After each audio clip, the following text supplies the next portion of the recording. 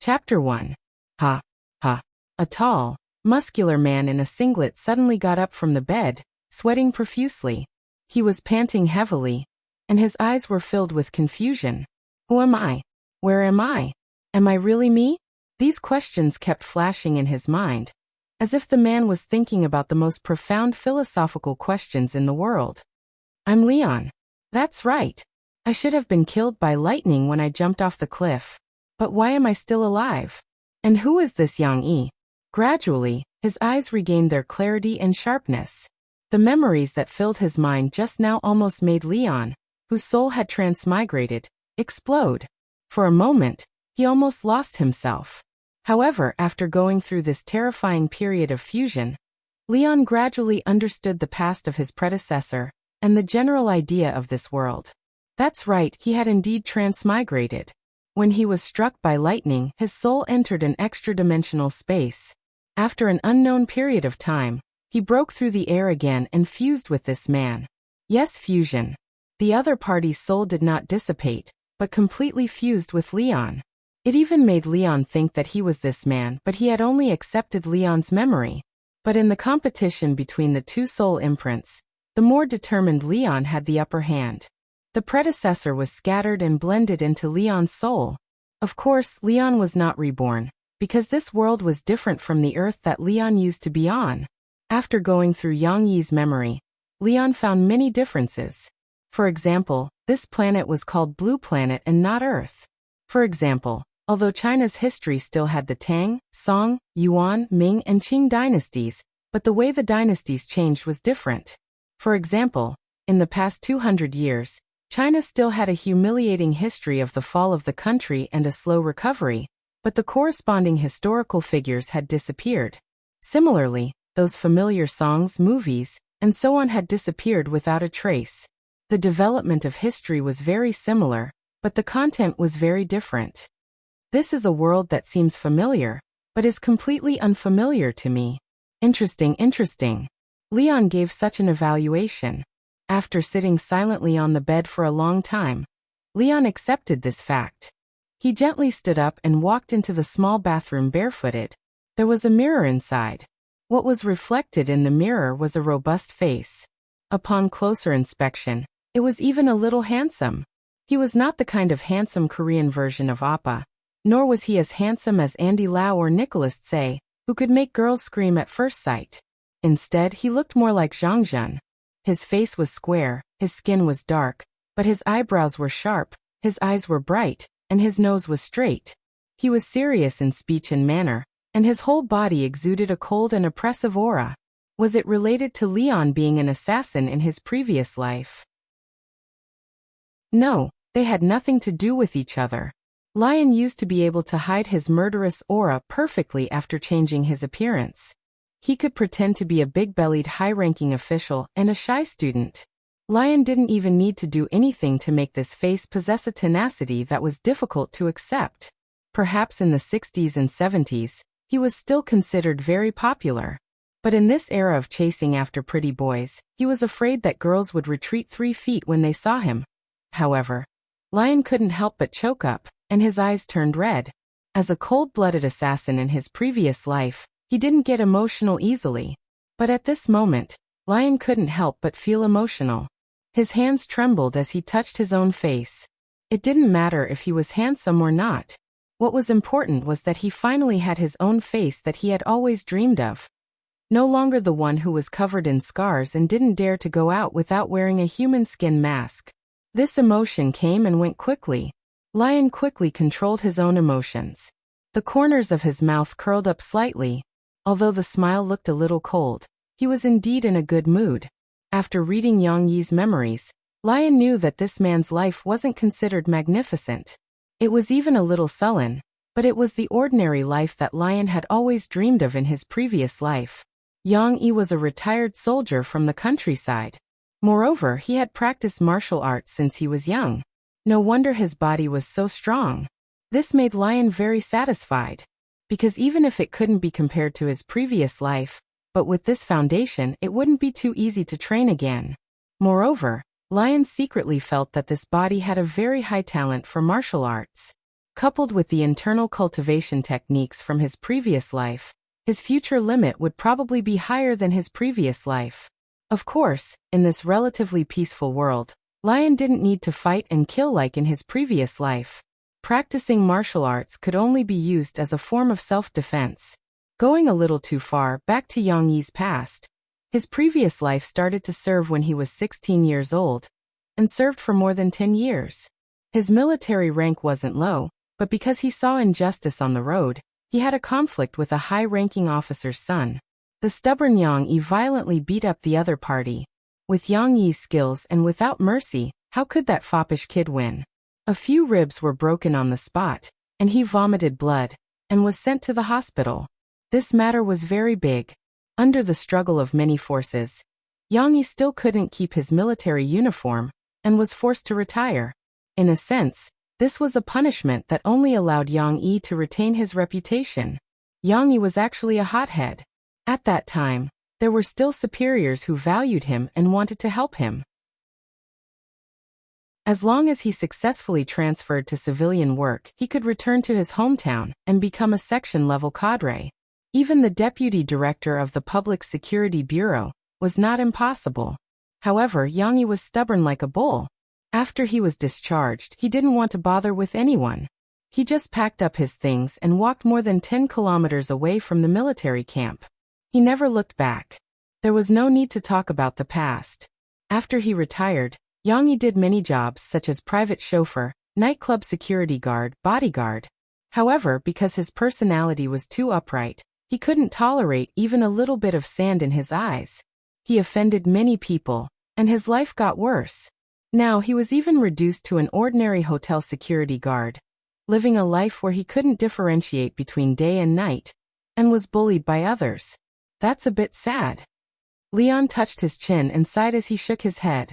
He felt that his predecessor was indeed a good person, but he didn't know how to be flexible, and would easily suffer losses. If it was him, Leon's lips curled up slightly, revealing a cold smile.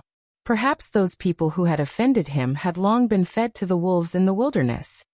Alright, you're always thinking about fighting and killing. You're not promising at all. Leon came back to his senses and patted his head, reminding himself that his life and identity were different now. It wasn't easy to have a normal identity. Leon didn't want to live the life of a fugitive like before. Maybe it's time to change the way I address myself? Leon. No, it should be Yang Yi. Gradually accepted his new identity. He gently clenched his thick knuckles and thick fingers, looked at himself in the mirror, and thought to himself, I'm sorry, but I have to thank you. Next, let me help you fulfill your unfulfilled wish. Bang bang bang. Bang bang bang. The tube-shaped apartment in the urban village was narrow and closed. The knocking on the door was like the beating of a drum, which suddenly made Yang Yi, who was still immersed in the process of adapting to his new identity, quiver. Subconsciously, his eyes became sharp, his lips pursed, his left hand opened like an eagle's claw, and his right hand habitually reached behind him to look for a knife. The killing intent suddenly spread in this small space. But it was only for a moment. Papa, open the door. A soft and happy voice came through the door. She is here to see you. The childish voice immediately dissipated Yang Yi's murderous aura. Although he didn't withdraw his left hand in time, the tenderness in his eyes couldn't help but appear in his eyes. It made this tough man look even more human. Chapter 2. Yang Yi had a daughter, and it was his biological daughter. After integrating the memories of his predecessor, Yang Yi knew what was going on, but he was not mentally prepared to face everything that belonged to this body.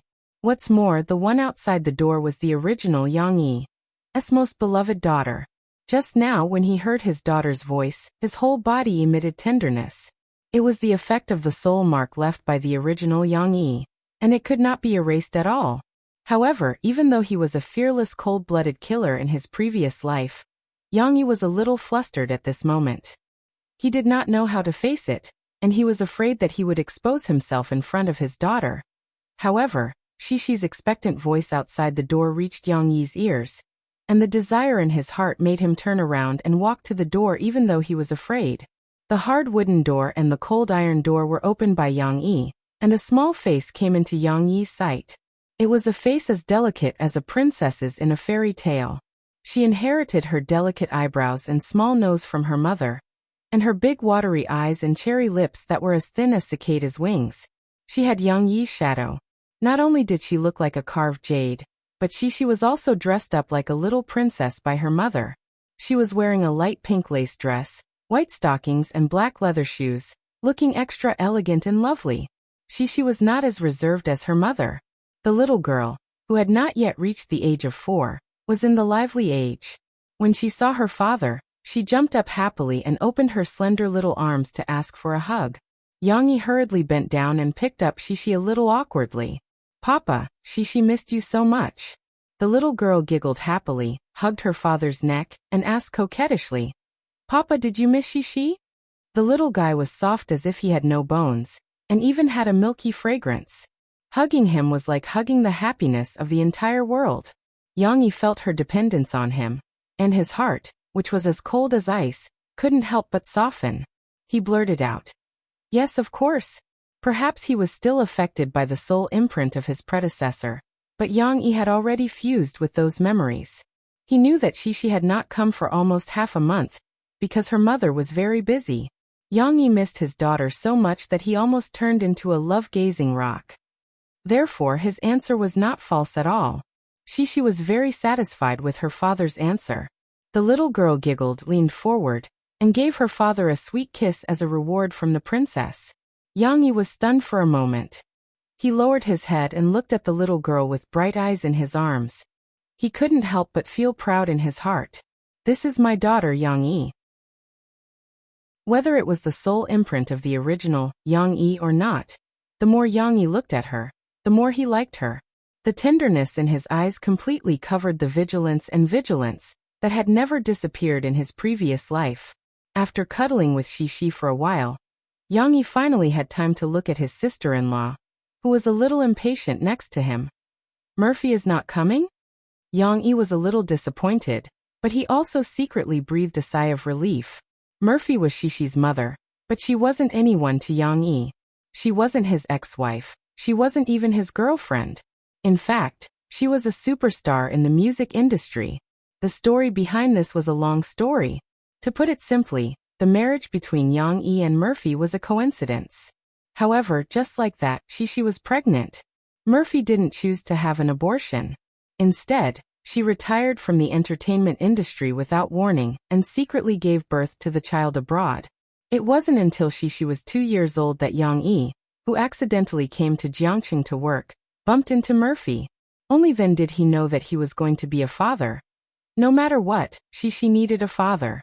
Murphy was also willing to arrange for Shishi and Yang Yi to get along. However, perhaps due to the difference in status, Yang Yi and Murphy's relationship didn't make much progress in the past year. As Murphy's cousin-cum personal assistant, Mo Shawan looked down on Yang Yi, who was a scumbag and a good-for-nothing. She said impatiently, "Sister Feifei is busy recording a song. She doesn't have time to come." Mo Shawan didn't want to stay with Yang Yi any longer. She had been brooding over Murphy's sudden retirement. She felt that it had completely affected Murphy's development, so she had been blaming Yang Yi. "Okay, now that I've sent Shishi to you, I have to go back. Sister Feifei still has work to do today."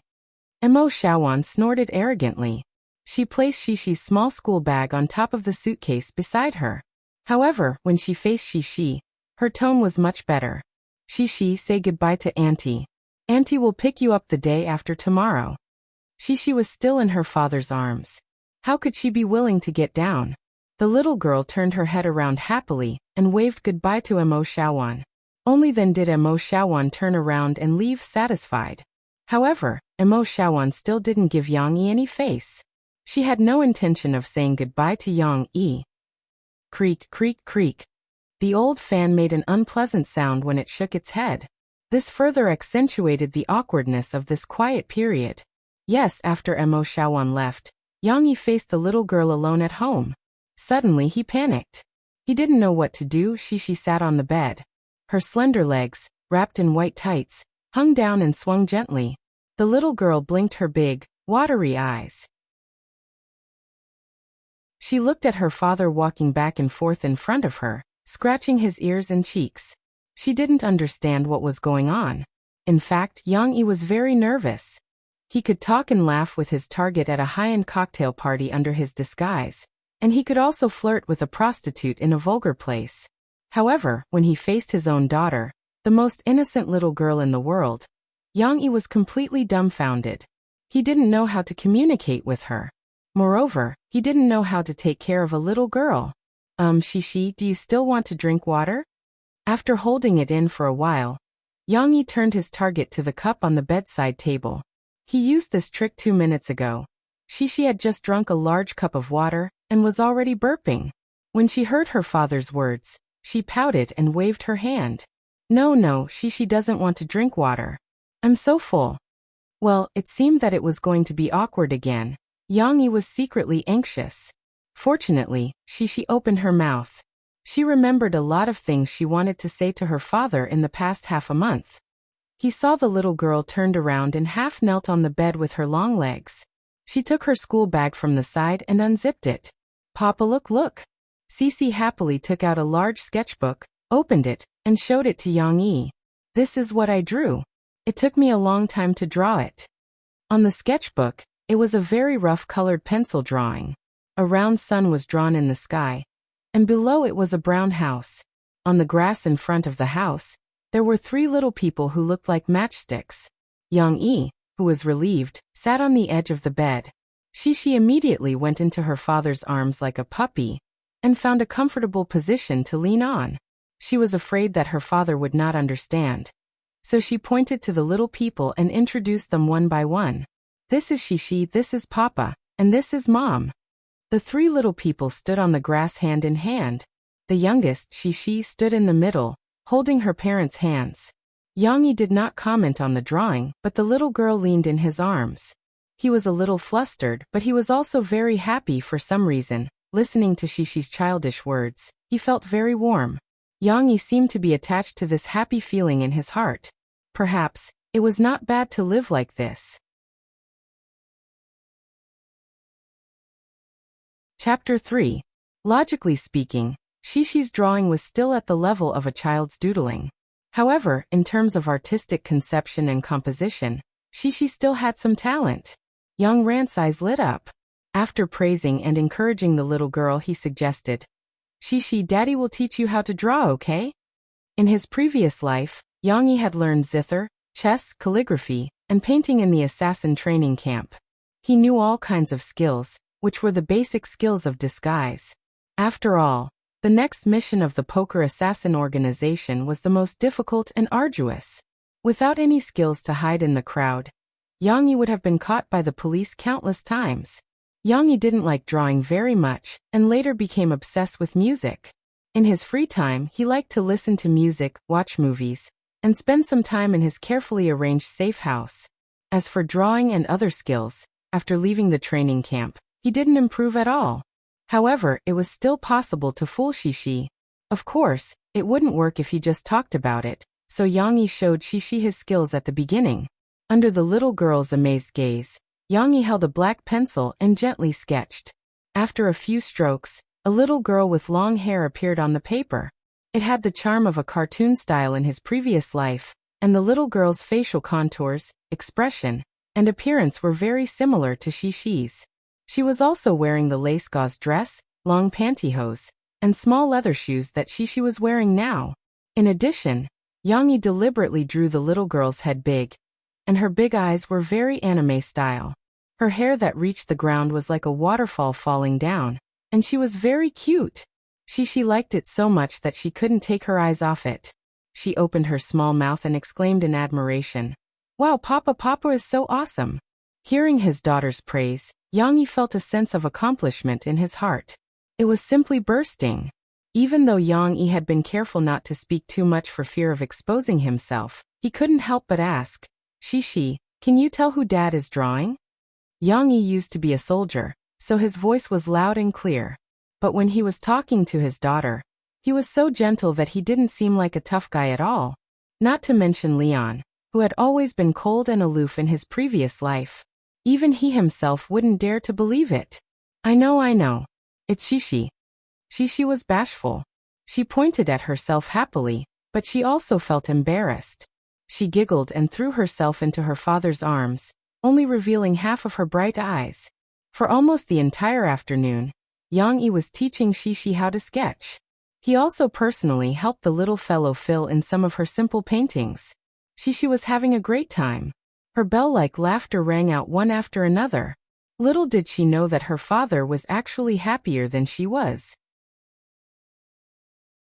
Because Yang Yi was worried that he would expose himself, it didn't happen.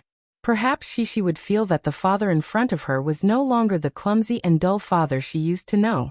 But she was still young and didn't have so many suspicions. The little fellow firmly believed in her own eyes. Her father was her father. How could it be someone else?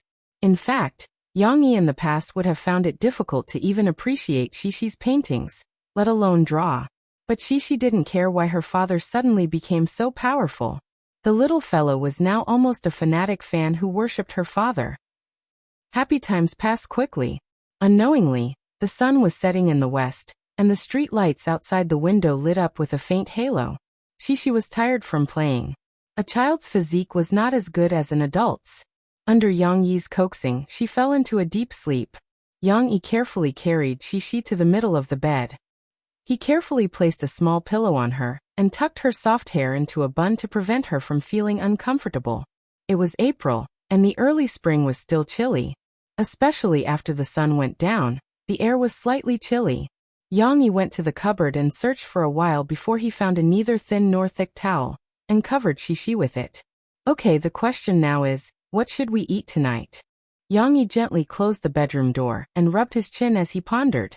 The place he lived in was about 20 square meters. But although it was small, it had everything. There was a bedroom, a small living room, a kitchen, and a bathroom.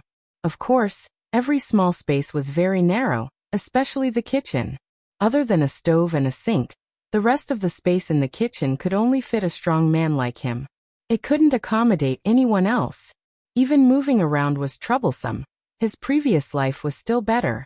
He had money, a place, and could even live in a mansion. However, Yang Yi was not picky. He rummaged through the fridge and rice jar left behind by his predecessor, thinking about what to prepare for Shishi's dinner. When it came to cooking, Yang Yi was a rookie in the past.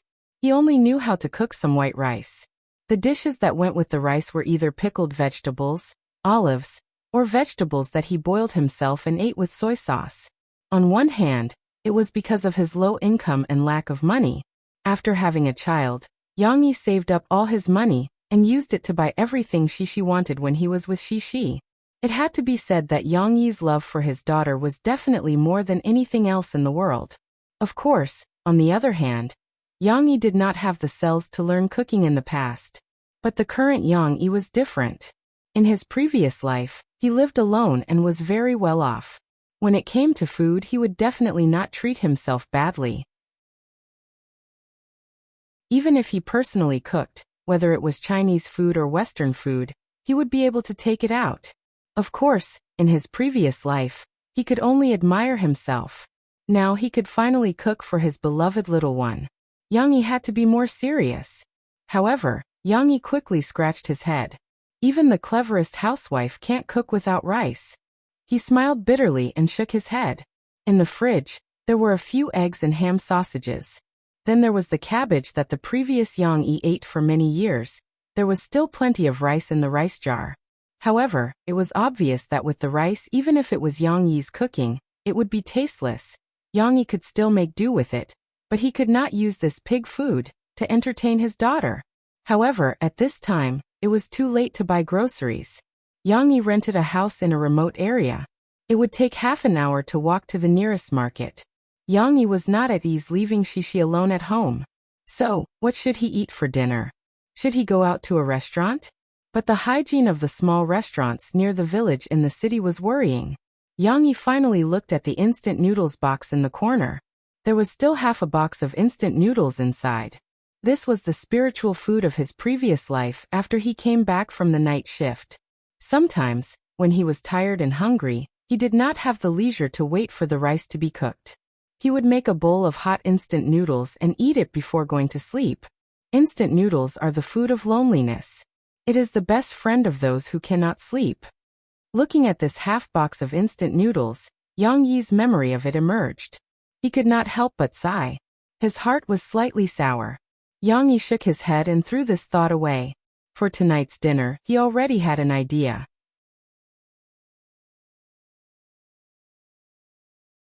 Chapter 4.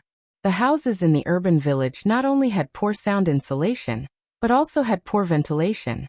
As Yang Yi was busy in the kitchen, a strong aroma bypassed the thin door and slipped into the bedroom. The little girl on the bed was like a quiet sleeping beauty. Her delicate face was set off by a few knotty hair, which made her look delicate and delicate. Perhaps it was the aroma of the aroma. The little girl's pink nose flapped slightly, and a little greedily stuck out her small tongue to lick her mouth. In the kitchen, Yang Yi was busy around a small iron pot that was simmering slowly. The water and boiled instant noodles were rolling with a strong aroma, which was the mixed aroma of seasoning packets and sesame oil. Yang Yi threw away the oil packets of the instant noodles. He didn't trust the oil. Now Yang Yi pulled out the finely cut ham sausage and evenly mixed it with long chopsticks. The taste of the ham sausage blended with the boiling soup, which seemed to be more fragrant. At this time, Yang Yi's ears moved. He heard a rustling sound, and then the sound of the bedroom door being opened. He poked his head out to take a look. The little fellow was still rubbing his sleepy eyes and walking out in a daze with bare feet. "Papa, Papa." She, who had just woken up, said in a soft voice, with a sense of insecurity and anxiety. "Papa is here." Yang Yi hurried over and picked up the little girl. In her father's arms, she was relieved of a burden, and her sleepy spirit gradually woke up. She put her arms around her father's neck and said with a pout, "Papa, she is hungry. It will be ready soon. Papa is making dinner for you." Yang Yi helped Shishi fix her hair and comforted her with a smile. Of course, the noodles were not ready yet. Yang Yi helped Shishi put on her slippers and went back to the kitchen. Under Shishi's curious gaze, Yang Yi couldn't help but show off his skills. He threw the washed egg high into the air, causing Shishi to exclaim in surprise. Then, Yang Yi held the kitchen knife in his right hand and went up to meet the egg. At a distance that was hard to see with the naked eye, Yang Yi made a movement to dissipate the force, and the egg landed steadily on the back of the knife without a single crack. Before Shishi could react, Yang Yi had already flicked his right hand, channeled his strength into the back of the knife, and tossed the egg up again. His movements were extremely fast, and the tip of the knife flipped over, cutting right into the eggshell and firmly embedding the egg inside. "Wow!" Shishi cried out in surprise. The little fellow's mouth was so wide open that an egg could be stuffed inside. She subconsciously covered her mouth with her small hands in a ladylike manner. Yang Yi smiled. In fact, he had never practiced these tricks before. He had only watched videos on the internet before. However, with his skill in controlling the knife like a god, it was not too difficult for him to do it on the spot. However, Yang Yi felt a sense of accomplishment to be able to make his daughter so happy. The egg white flowed down along the knife, and slowly spread on the instant noodles under Yang Yi's shaking. Then with a gentle shake, the gap in the eggshell cracked a little, and the egg yolk fell down, spreading evenly in the frame of the egg white. The little one couldn't see, so she could only stand on her tiptoes and curiously poke her little head out. The next step was not so complicated. Yang Yi casually cracked 3 eggs on the side as decorations, then turned off the gas stove and covered the lid. The eggs below were overcooked, so they didn't taste good. The remaining heat of the pot and the temperature of the steaming water were just enough to make them medium well. It's a pity that there are no green onions. Otherwise, it could be used as a plate decoration. Yang Yi thought to himself. Well, wait for Daddy to cook some cabbage, then we can have dinner. Yang Yi smiled. He carried the pot of instant noodles to the tea table in the living room and told the little one not to burn herself. Cece was so greedy that she kept swallowing her saliva as she followed behind her father. There was cabbage in the refrigerator. Yang Yi didn't waste it just now. He had already picked it up, washed it, and put it aside. Now he took another pot of hot water, quickly boiled it, drained the water, and put it on a plate. Then Yang Yi heated the oil in the iron pot, poured in the chopped garlic and soy sauce, and made a sauce that could make people's mouths water. While the oil was boiling, he poured it on the boiled cabbage, making a sizzling sound. Suddenly, the rich aroma of vegetables and oil filled the whole house. It smells good, it smells good. Shishi wants to eat it. The little one's stomach growled, and she couldn't wait to jump up and down. Shishi was quite sensible. She took the initiative to help her father carry the washed dishes and chopsticks, and then she took out a small stool exclusive for Shishi and sat on it obediently, waiting for dinner. In fact, Yang Yi's movements were quite fast. The instant noodles were not stuffy for too long. He lifted the lid, and the instant noodles in the pot were just soft without losing their chewiness. However, Shishi's attention was attracted by the heart-shaped egg in the middle. Yang Yi's dazzling skills just made the egg spread out in the shape of a heart. The golden yolk was inlaid in the middle of the white egg, as if it was a work of art. In fact, Yang Yi felt that the other 3 eggs he had cracked were more delicious. This heart-shaped egg might not be as tender as the other 3. After all, it was spread out and boiled for a long time. Shishi saw her father put an egg in her bowl, and the little one immediately refused. She pouted her pink little mouth and said, "I want that, I want that." It seemed that even for children, it was an era where appearance was important. Yang Yi smiled slightly. Fortunately, he was prepared. He used the spoon in his left hand and the chopsticks in his right hand. He used his strength and gently scooped up the egg with the noodles under it, and quickly transferred it to Shishi's small bowl. The egg on the noodles still maintained its original appearance. "Be careful."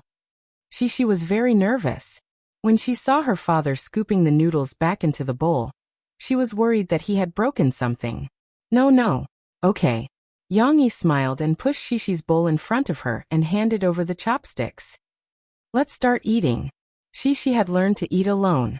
The main reason was that in the past 6 months, Murphy had begun to prepare for her comeback, so she had less time to take care of the little one.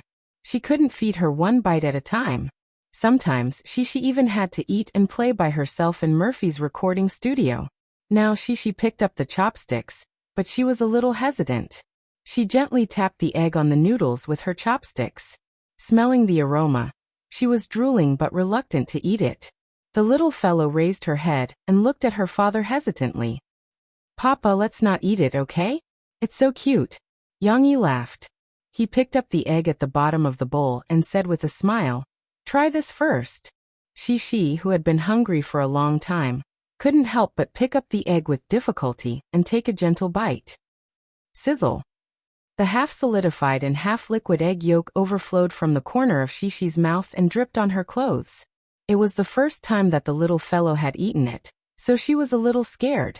Yang Yi took out a tissue and wiped the clothes on the little fellow's chest. He was very nervous, thinking that Shishi would not be used to it. However, soon Shishi's eyes lit up and she greedily licked the corner of her mouth with her small tongue. It was delicious. This kind of medium-rare egg was the most fragrant and delicious.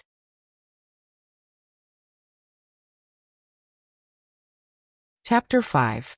It's so delicious. Shishi likes it so much. The little fellow rubbed her bulging belly in satisfaction, and leaned back on her little stool in an unladylike manner. She giggled at her father. There were still some noodles in the bowl, but it was only because the little girl couldn't eat anymore. Whether it was the fragrant and smooth eggs, the fragrant instant noodles, or the fresh and juicy cabbage, Shishi liked them all very much. She ate 10% more than before. "Tomorrow Dad will go shopping and make more delicious food for you." Yang Yi smiled. He looked very calm, but in fact he was very proud. In the past, when he was cooking alone, he could only admire himself. Now with his daughter's praise, he felt a sense of accomplishment. It was rare for him to have such a good appetite, so Yang Yi poured the noodles left by Shishi into his bowl, and ate them up. Although Yang Yi decided to take Shishi to the amusement park tomorrow, which was Shishi's wish, how to pass the time tonight? Should he continue to sit awkwardly face to face with Shishi? In the urban village, Yang Yi didn't live near a place for children to play. Yang Yi, who didn't have any good ideas, pondered for a long time before he came up with an idea. "Shishi, Dad will tell you a story, okay?" Yang Yi said while holding a towel and wiping the little girl's hair, who had just taken a bath. After taking a bath, Shishi became a quiet and lovely little girl again. She sat obediently and let her father comb her hair. The little girl indeed inherited Murphy's genes. She was a little beauty since she was a child, and her soft long hair was very delicate. Although Shishi only came to her father's place to play for 2 days, her meticulous mother, Murphy, prepared a large suitcase of clothes for her, including several sets of pajamas. Now she was wearing a set of pink bunny pajamas, which was chosen by Shishi herself. It was said to be her favorite cartoon character. This also gave Yang Yi an inspiration. Dad can tell stories? The little girl couldn't believe it, because her father had never read bedtime stories to Shishi like her mother did in the past. However, there were stories to listen to. Shishi didn't think too much about it. She nodded excitedly and said happily, "Yes, Shishi loves to listen to stories." What story should he tell? In his previous life, Yang Yi had been fighting in the assassin training camp since he was young. Not to mention fairy tales, he didn't even have a childhood. Therefore, he knew that there were fairy tales like Hans Christian Andersen and Grimm's fairy tales, but he had never read a single page of them. Therefore, Yang Yi could only target some of the movies that he had watched before. Fortunately, at least when some of the animated movies became popular, as a movie lover he did not miss them. Cough cough. Yang Yi cleared his throat and began to tell the story a little nervously. A long, long time ago, in a beautiful kingdom surrounded by the sea, there lived 2 lovely, beautiful little princesses. Shishi was immediately brought into the scene by her father's description. Yang Yi's memory had always been very good. As long as he had seen the movie, he could remember the details clearly. He said, "The elder sister was called Elsa, and the younger sister was called Anna. Anna was very lively, and she liked to play with her elder sister." That's right, the story Yang Yi was going to tell was the animated movie that was popular all over the world, Frozen. Shishi blinked her big eyes and asked curiously, "Dad, why do their names sound like Americans?" The United States of this world was like the United States of Yang Yi's previous life. It was located in North America, and was also one of the most powerful countries in the world. Shishi was born in the United States, but her citizenship was not transferred to the United States. Murphy left Shishi in China. Yang Yi smiled and said, "They are not Americans, but they are indeed foreigners." The story was interrupted by the little girl, and Yang Yi continued. The following plot was not only moving with the scenery. Yang Yi's voice was very gentle, and one could not feel that he was actually a tall and strong man at all. Actually, the elder sister, Elsa, has the magic ability to create snow since she was young. It's like a lot of snowflakes floating down with a wave of her arm. Shishi's eyes followed the movement of her father's arm. She seemed to really see the snowflakes dancing in the air.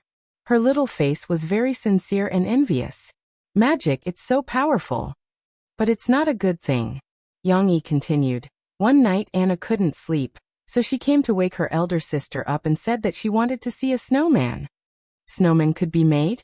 Shishi knew what a snowman was. Her big eyes lit up immediately, just like the cute little sister Anna in the movie.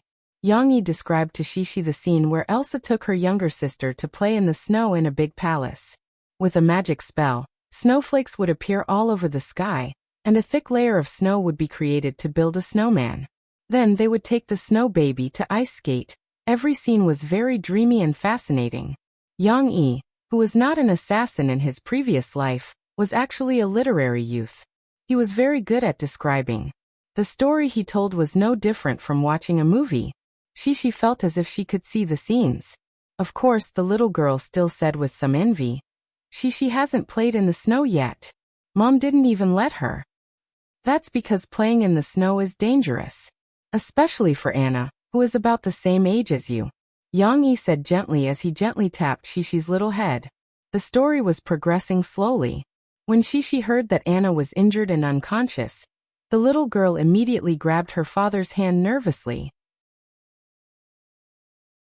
Her delicate little hand was sweating because of nervousness. Fortunately, Grandpa Goblin Dr. Pelby saved Anna. Unfortunately, Anna's memory of Elsa's magic was wiped clean. Shishi did not understand this plot. Her big eyes blinked, and she was a little confused. However, Yang Yi then used a low voice to tell the story after Anna woke up. The king wanted Elsa to stop thinking and using these magic spells, so he dismissed many staff in the castle. He also separated Elsa and Anna, so that they could not have any contact. It happened almost overnight. Anna didn't know what had happened at all. Her dearest sister, Elsa, locked herself in her room and stopped playing with her. Even if she sang outside the door, Elsa, who was traumatized, ignored her in order to protect her younger sister. That's right. Unknowingly, Shishi's big eyes were filled with tears. She seemed to feel Anna's loneliness. Because of Murphy's special identity, Shishi could not play with other children. What should we do? What should we do, Dad? Quickly help Anna, help Sister Elsa. The little girl's soft heart was touched. She grabbed her father's hand and said in a choked voice. Yang Yi quickly sat down and hugged the little girl in his arms. He patted her little head and coaxed. Don't worry, there's more to come. The night was still very long. Yang Yi was ready to tell a long story until Shishi fell asleep.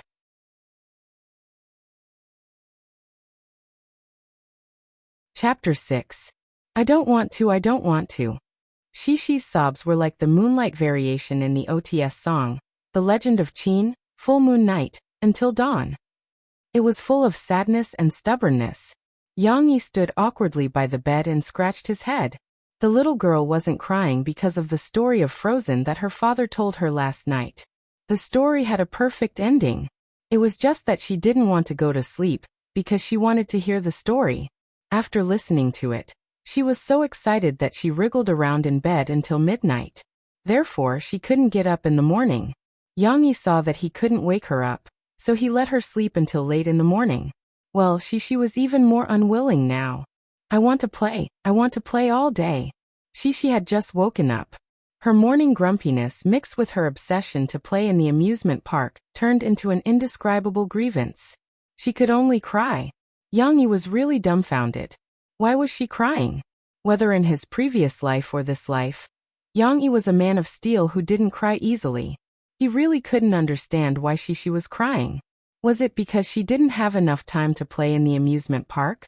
However, Yang Yi explained that he couldn't wake Shishi up, so he let Shishi continue to sleep. However, Shishi didn't listen. She was immersed in her own grievance and cried miserably. Women are so difficult to understand. Yang Yi muttered in his heart. No, girls are even harder to understand. His previous life was better. Women's problems weren't problems that could be solved with money. Perhaps Yang Yi wasn't very good at coaxing children. He tried very hard to find a solution in the memory of his predecessor. Unfortunately, the original Yang Yi was also silly. He sat there like him and watched his daughter cry.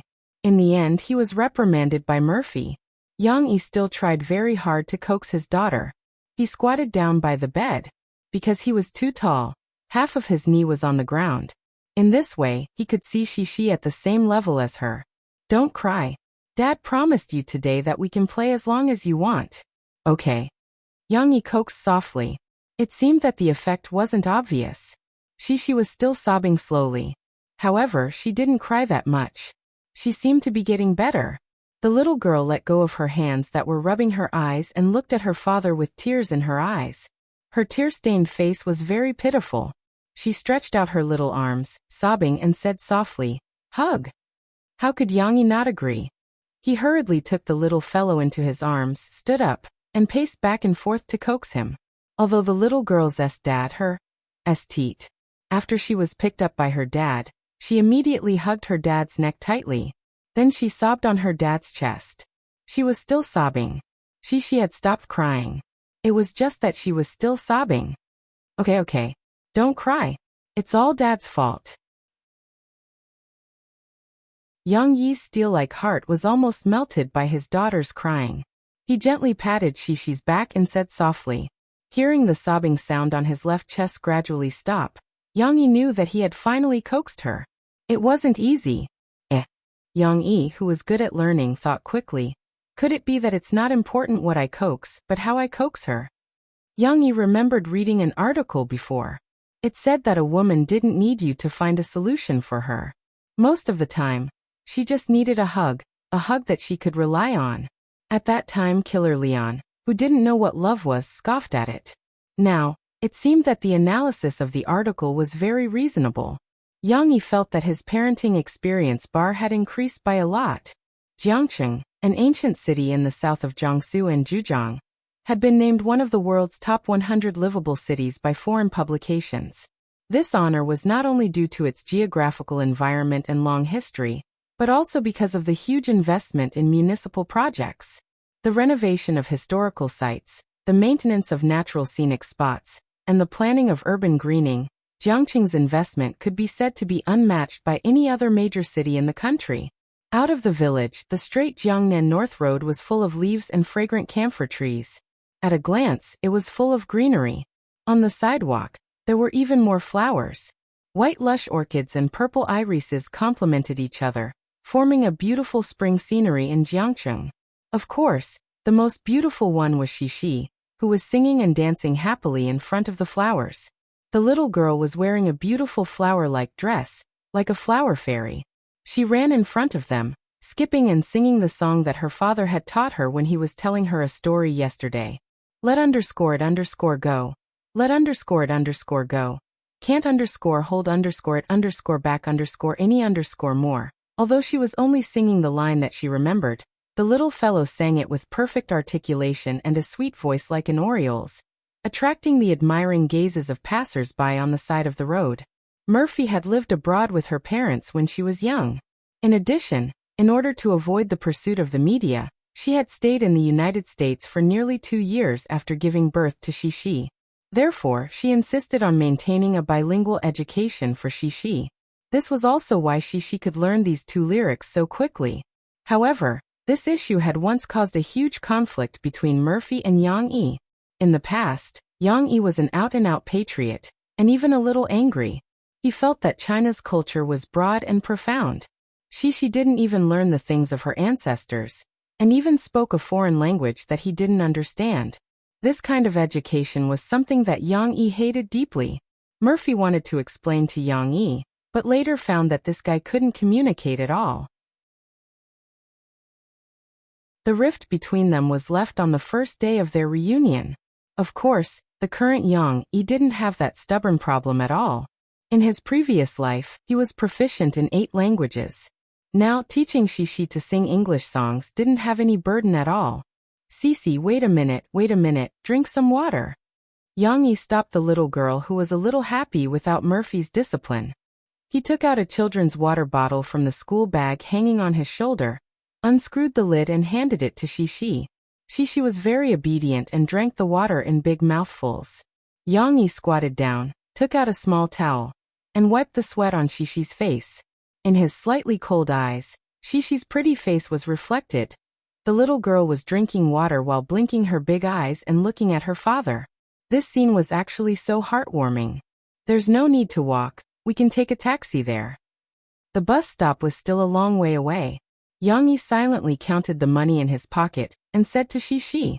Today, he took out all the money that Yang Yi used to live frugally and stuffed in his shoebox. Although it wasn't easy for the predecessor to save money, Yang Yi didn't have the habit of saving money. Money was to be spent. If he ran out of money, couldn't he just earn it back?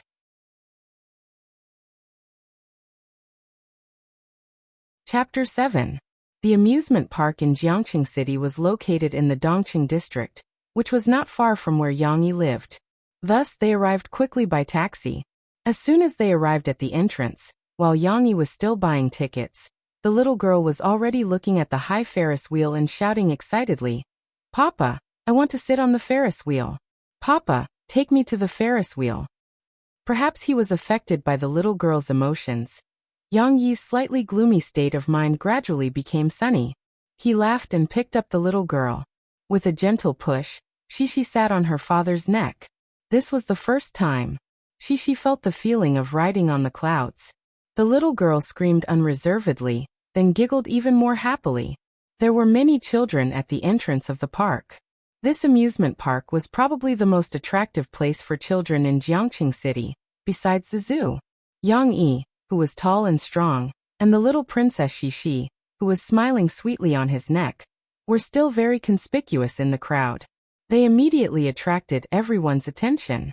Of course, the children frequently looked at Xixi, who was sitting high up, with envy in their eyes. Not long after, not far behind Yang Yi, a little boy also pulled his father, shouting that he also wanted to sit on his father's neck. However, his father was unwilling. Thus the little boy began to cry. The noise was so loud that even the initiator, Yang Yi, couldn't help but turn his head to look. With just a glance, Yang Yi, the cold guy, twitched the corner of his mouth and almost laughed out loud. No wonder his father was unwilling. Look at the little boy's figure, which was the same as the mother next to him. He was only 6 or 7 years old, but his arms and legs were much fatter than ordinary children, not to mention his chubby belly. His father, who was standing awkwardly at a loss, was as thin as a stick. If he really let the little fatty climb up, his father would probably kneel down first. Well, after all, it was because of him, so Yang Yi didn't have the nerve to continue watching the fun. After it was their turn, Yang Yi quickly checked in with Shishi. When they were leaving, Cici looked back curiously and asked in confusion, "Papa, why is that brother's papa unwilling to do so?" Yang Yi could already feel the resentful stares coming from behind him. The first thing to play was naturally the Ferris wheel that Shishi had been looking forward to for a long time. However, in front of the Ferris wheel, Yang Yi was a little disappointed. The Ferris wheel was not very magnificent, at most about 50 meters high. It was not fun at all. Yang Yi was originally excited to experience the amusement park with Shishi and experience the innocence of children. However, for Yang Yi, this kind of high Ferris wheel was not enough to arouse his interest at all. Of course, Yang Yi did not forget that Shishi was the main character today. He and Shishi lined up and walked into a small box on the Ferris wheel. Clang! The door was closed. The Ferris wheel didn't stop. Sitting in the private room, the creaking sound of the wheel turning outside could be heard clearly. At first, Shishi was still excitedly watching from the window, but as the box slowly increased in height, the little girl was a little panicked. There was a kind of fear that gradually hung in the air. Coupled with the small enclosed space of the box, the sense of oppression intensified this kind of fear. "Papa, I'm scared." Shishi's little head slowly shrank, trembling as she turned to look at her father. Yang Yi was also looking outside with interest just now. Hearing his daughter's cry, he quickly bent down, held Shishi in his arms and sat down. Don't be afraid, Papa is here." Yang Yi gently patted Shishi's little head. Her soft hair was very comfortable to touch. In her father's arms, Shishi's fear of heights was reduced a lot. The child's curious nature made her couldn't help but poke her head out to look. "It's become smaller," Shishi murmured. "Papa, look over there, that little brother just now." Papa, look, that's a car. It looks like a little bug." The little girl couldn't wait to share everything she saw with her father. And Yang Yi also smiled and nodded patiently in response. After getting off the Ferris wheel, Shishi was still a little unsatisfied, and pestered her father to sit on it again. This time, she didn't need to be held in her father's arms. The little girl seemed to have adapted. What made Cici very happy was that when the Ferris wheel reached the highest point, a silver-white plane appeared in the sky and slowly streaked across the sky. "Plane, Papa, it's a plane." Shishi was so excited that she jumped up. Fortunately, the little girl's weight was limited, so she couldn't shake the giant Ferris wheel at all. If Yang Yi was jumping, there would be an accident. Yang Yi was also very childish. He squeezed his daughter's little head together, laughed, and competed to see the plane through the window. The amusement park in Jiang City was actually very simple, at least in Yang Yi's eyes. Although it also had large equipment such as the Ferris wheel, roller coaster, pirate ship, the scale was relatively small. And apart from these, small projects such as bumper cars, merry-go-round, maze huts, and so on were not satisfactory. However, Shishi had a lot of fun. She was not old enough to ride the roller coaster, but under the guidance of her father, she played the very exciting bumper cars and merry-go-round, and the little girl was very happy. The consequences were also very serious. In the evening, when the amusement park was about to close, Shishi acted like a spoiled child and cried and didn't want to go back. "Can you not go back?" The little girl hugged her father's leg and begged with tears in her eyes. "It's not that I don't want you to play, but now it's about to close. Look, the Ferris wheel has stopped." Yang Yi explained with a headache. No, Shishi doesn't want to." Shishi shook her head unwillingly.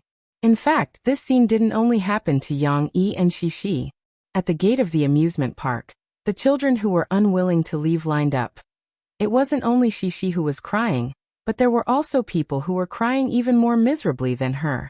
For example, the little fatty that Yang Yi and the others saw before they came in. His cries were so tragic that several young children were stunned and looked at him with tears in their eyes. The cries came one after another, and Shishi also responded. The emotions of sadness and reluctance resonated with the surrounding environment and couldn't be stopped. Yang Yi grabbed Shishi's school bag in his hand and was a little annoyed. Why are children so troublesome? Yang Yi felt that his head was about to explode.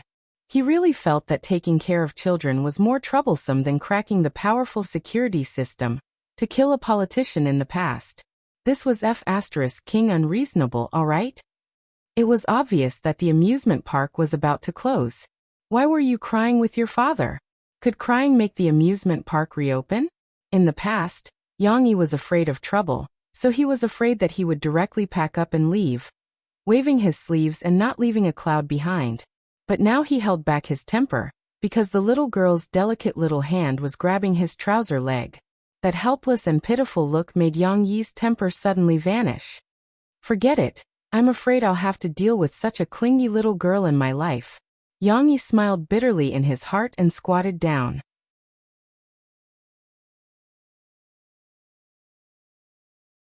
Chapter 8. What does a real amusement park look like? Now let me tell you about it. In the private room of a small restaurant, Cece was sitting on a high child seat. Her two small hands were grabbing the white chicken leg that her father had given her. She was gnawing on it with all her might. She even blinked her long eyelashes and looked at her father with her bright eyes as she listened to him attentively. Previously, Shishi had cried and refused to leave the amusement park, but Yang Yi finally found a way to coax the little girl out. He drew a picture for Shishi.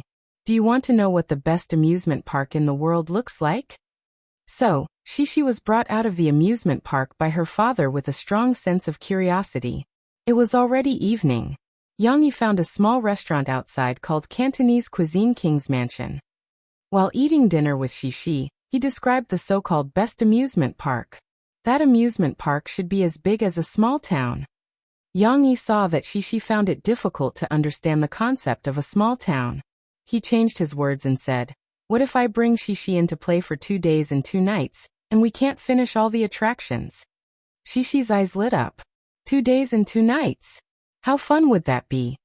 Yang Yi continued, "This shouldn't be called an amusement park. It should be called an amusement park, or even a big holiday resort. It has many theme parks that are as fun as amusement parks and many types of theme hotels." Yes, what Yang Yi wanted to introduce was the world-famous Disneyland in his previous life. Of course, he had no interest in Disneyland before, but when he was doing a task, he followed the target and sneaked in, so he had a certain understanding of it. For example, the theme park of Frozen. In this park, Shishi can see many scenes from the story that I told you yesterday. Shishi put down the chicken leg in her hand and pouted her oily little mouth. She couldn't help but ask, "Will Sister Elsa be there too?" Although Anna was also the main character in her father's stories, Shishi preferred Elsa, who had magic and could make snowflakes fill the sky. Of course.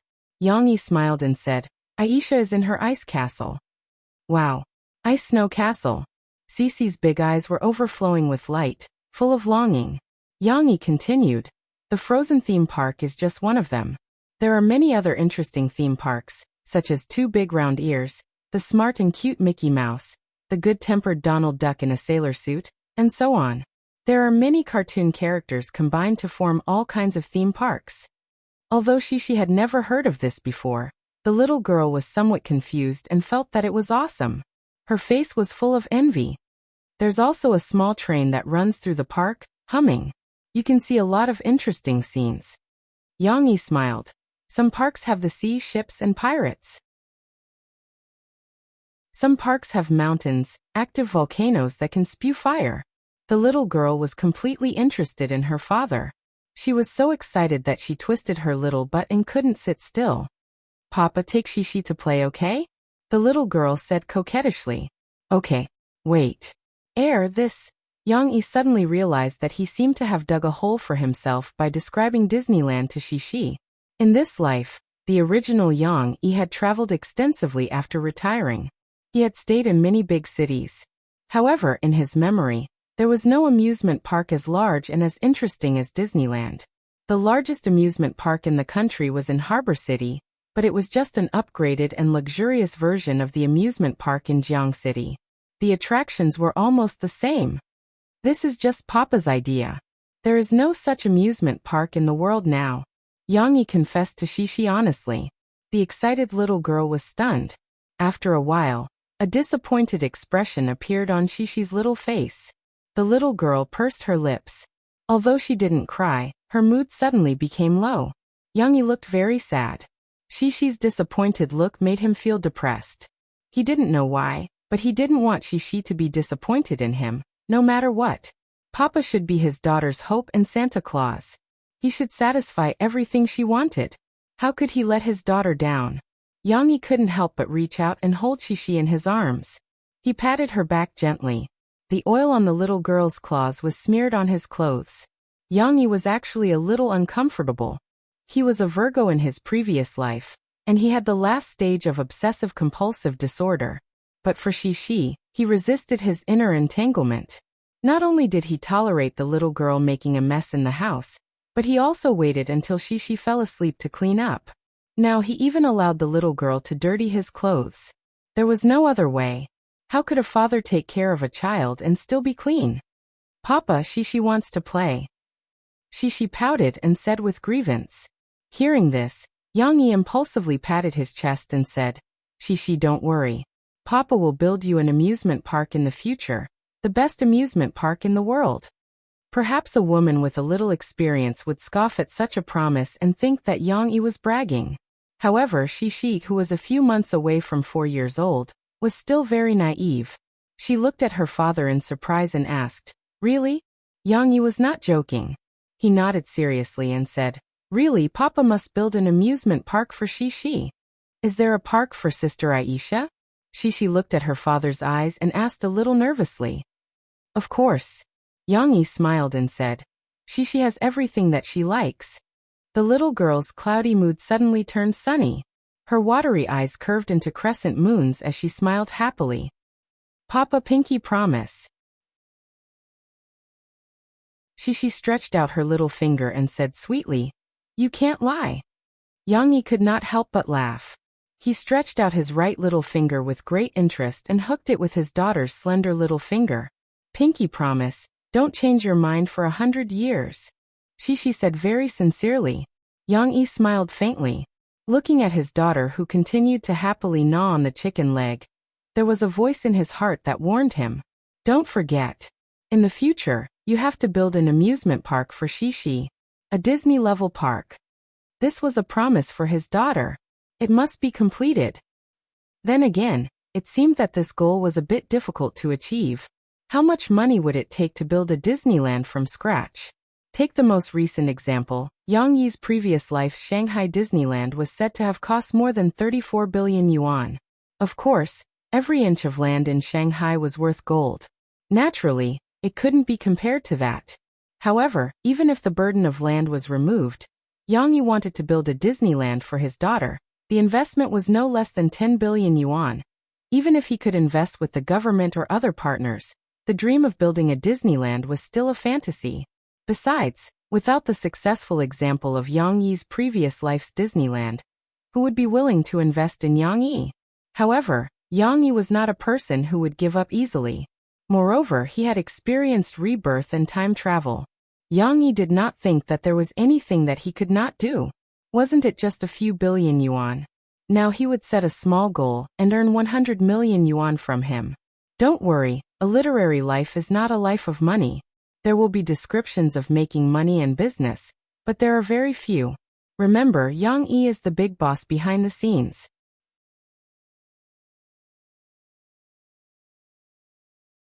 Chapter 9. Jiangqing was a large city, and it was divided into 5 districts and 8 counties. Among them, Wuhu District, where Yang Yi lived, was the LC District. Relatively speaking, there was a lot of resistance to the transformation, which allowed the slums in the city to survive. On the other hand, the newly developed Binhai district, which was connected to the international metropolis of Shanghai, and with Jiangqing's support for the cultural and entertainment industry, it developed rapidly. The housing prices there were almost twice as high as those in Wuhu district, and it became a veritable rich district in Jiangqing. Murphy lived in Binhai district, but she was very busy during this period, and spent most of her time in the company's recording studio. Today, she recorded until 10 at night, and only then did she have to pack up and go home. Sister, have some hot water, I've put some throat-soothing medicine in it. Mo Xiaowan passed the water bottle to her, feeling sorry for her sister. Murphy's cold and elegant face was also filled with tiredness, but she shook her head and said with a slightly hoarse voice, "Wanna give me your phone, I want to call Shishi." Mo Xiaowan reluctantly took out her bag and muttered, "She's having so much fun at her father's place. Why do you still want to call her?" Mo Fei rolled her eyes at her. She didn't have the energy to knock her head. Beep beep. Murphy was calling Yang Yi's phone, which she had bought for Yang Yi. Thinking about it made her angry. That stubborn man still refused to accept it. Mo Xiaowan had been complaining about throwing pearls before swine, because the phone that Murphy had bought for Yang Yi was the best camera phone on the market. Mo Xiaowan couldn't even bear to buy one for herself. However, Yang Yi didn't use that phone much, and he left it at home when he went to work. Sometimes she couldn't even reach him when she called. The phone rang for a while, and finally it was connected. Shishi's clear and cheerful voice came from the phone. "Mom!" Murphy breathed a sigh of relief, and a very gentle smile appeared on her face. This was rare.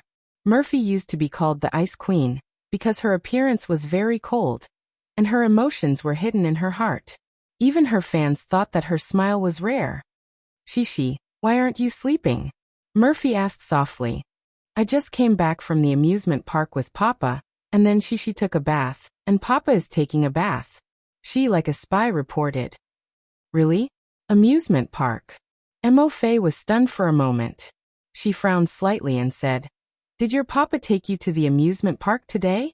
So Shishi learned her mother's accent. "Yes. It's so fun," Shishi reported happily. "I sat on the Ferris wheel with Papa, and we also saw a big plane." Murphy listened absent-mindedly, and echoed from time to time.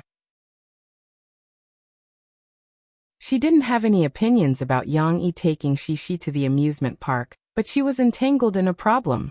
Where did Yang Yi get the money? It should be known that the entrance ticket to the amusement park cost 200 yuan, and Shishi's half ticket cost 300 yuan. Murphy didn't care about this small amount of money, but she didn't think that Yang Yi could take out so much money. Even if Yang Yi was rich, he wouldn't be so poor that he couldn't even afford a decent set of clothes. What was more funny was that Yang Yi was still very stubborn, and he was not willing to help Murphy even when she wanted to. "Papa said that he will build a big amusement park for me." Shishi couldn't wait to help her father claim credit from her mother. "It's very, very big." Mo Xiaowan, who was waiting on the side, heard this sentence. She smiled disdainfully and muttered with a look of disdain, "He really knows how to coax children with flowery words." Murphy's thoughts were different from Mo Xiaowan's. She still had a deep understanding of Yang Yi, and she didn't know why, but she felt that Yang Yi seemed to be a little different. However, Murphy couldn't tell what was different about him. Murphy sighed inwardly, and her emotions were very complicated.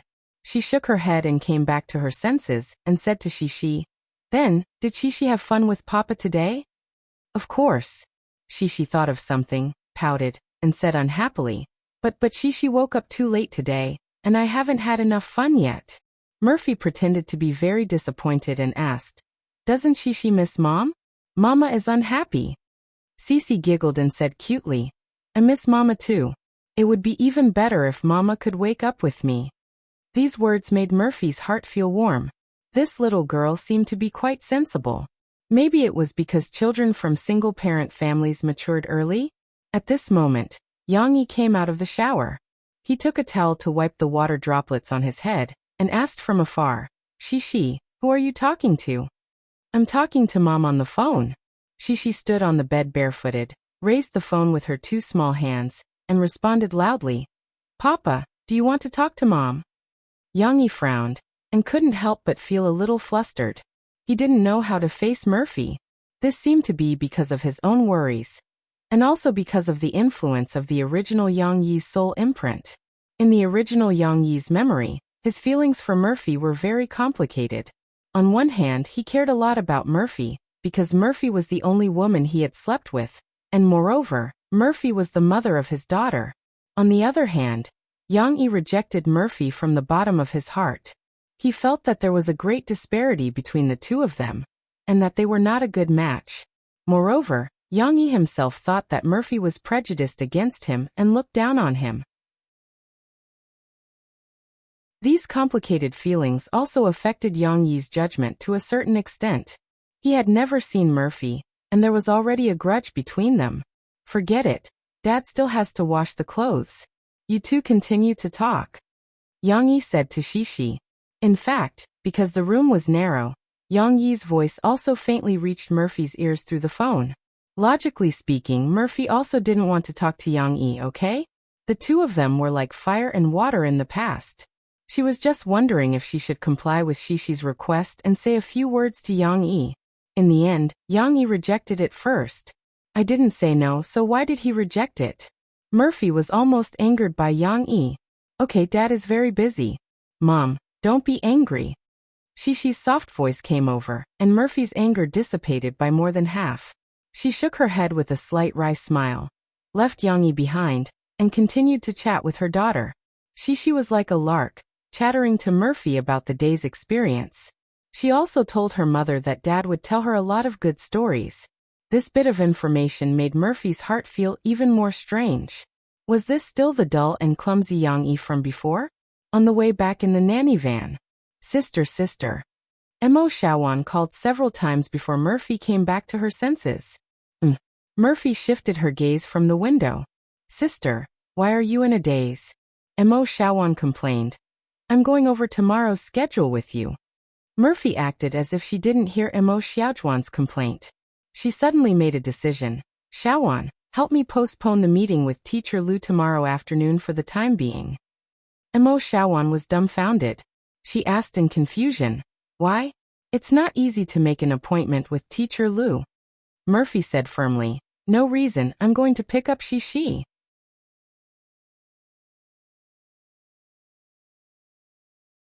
Chapter 10. Creak. Clang. The sound of the old iron door broke the silence of the early morning in the apartment. Yang Yi opened the big iron door and walked in from the outside. He was wearing a singlet, and his strong muscles were bulging. His slightly tanned skin was flush with sweat, making it look as if it had been rubbed with olive oil. His hormones were bursting. However, it was a little strange that he was carrying bags of vegetables in his hands. He looked like O'Neill in a flowery dress, and it was very awkward. After entering the house, Yang Yi first poked her head into the bedroom, and saw that Cece was still sleeping soundly on her side on the bed. She only kicked off the quilt, and revealed her little, but that was covered by her underwear. Only then did she let out a sigh of relief. After all, it was a little risky for him to leave the little girl at home while he went to buy vegetables. Whether it was in his previous life or the current one, Yang Yi's work and rest were very regular. Moreover, because he practiced the internal strength that he learned in the assassin camp in his previous life, he only needed less than 5 hours of sleep to maintain his energy. Early in the morning, Yang Yi woke up before dawn. First, he skipped rope and held dumbbells at home for more than an hour. There was no other way. The house was narrow and the equipment was limited. Then he ran to buy vegetables. He didn't dare to delay for too long in the middle. Today Yang Yi didn't prepare a Chinese breakfast for Shishi. He wanted to change his craft, so he carefully made a sandwich that looked simple, but the process was complicated. This sandwich was not the cheap kind that could be bought in a convenience store. Yang Yi was very picky with the ingredients. The toast, cream, bacon, and vegetarian ham were all high-end goods that he bought from the supermarket that specialized in imported goods when he took Shishi to the mall last night. The eggs, lettuce, tomatoes, and so on were also fresh vegetables that he just bought from the market. The bacon, ham, eggs, lettuce, and tomato slices that were fried in butter were placed layer by layer on the triangular toast that was smeared with cream. Then he used the other half of the toast to pick it up. The little guy's mouth was not as big as an adult's. Yang Yi had specially made it thin, especially the toast. Yang Yi had almost cut it into transparent thin slices. After all of them were stacked up and pressed gently, it was only half a finger wide. However, the small quantity didn't mean that they were cutting corners. Every layer was meticulously made thin and fine, ensuring that there was variety and that it was mini. With Yang Yi's culinary skills, the taste of this sandwich, which was rich in ingredients, was definitely not inferior to the ones made by the top chefs in the big hotels. The most direct feeling was that Xishi's face was brimming with happiness as she ate. When the little guy was woken up by his father, he was still a little grumpy. Yang Yi carried the fluffy-haired little fellow to wash up. When they passed by the living room, Xishi saw the sandwiches on the table and thought they were bread that she didn't like. She pursed her lips and was about to cry. However, after she took her first bite, she couldn't stop. "Daddy's sandwiches are so delicious," Xishi shouted with her mouth full. Then, before she finished eating, the little guy took another bite. The delicious and juicy bacon, lettuce, tomatoes, and other fillings seemed to bloom in her mouth. It was so delicious. Xishi didn't even have time to take a sip of her favorite yogurt. "It's so delicious. Papa, Xishi also wants to eat sandwiches tomorrow." When Yang Yi was washing the dishes, Xishi was as happy as a little oriole flying through the forest. She ran over, hugged her father's feet, and said coquettishly, "Okay? Is that okay?" Yang Yi thought for a moment, but shook his head and said regretfully, "Not tomorrow. Your aunt will come to pick you up this afternoon." He added, "When Xishi comes to Daddy's place next time, Daddy will make delicious food for you." It was true. Yang Yi was full of recipes and wanted to show off to his daughter. However, the little girl's mood was a little low. She grabbed her father's trousers, pouted, and said, But why can't Daddy live with Mom and Xishi? Xishi likes to eat Daddy's dishes, and Mom will like it too." Yang Yi paused. He shook his head with a wry smile. He really didn't know how to answer the little girl's words. In silence, Yang Yi finished washing the last bowl in his hand, wiped his hands, squatted down, picked up the little girl, kissed the depressed little girl, and rubbed his nose against her little face. Xishi's skin was as delicate as milk. In the past, Yang Yi also liked to express intimacy with his daughter, but at that time, Yang Yi was not used to shaving every day, and sometimes the little girl would cry out. Fortunately, the current Yang Yi not only brought the character of a Virgo from his previous life, but also cherished his current peerless beauty. Every morning, he shaved his beard clean, and Xishi did not need to be tortured. Yang Yi looked at his daughter's pleading eyes, sighed softly and said, "The situation between Daddy and Mommy is more complicated. Whether we are together or not is not up to your daddy.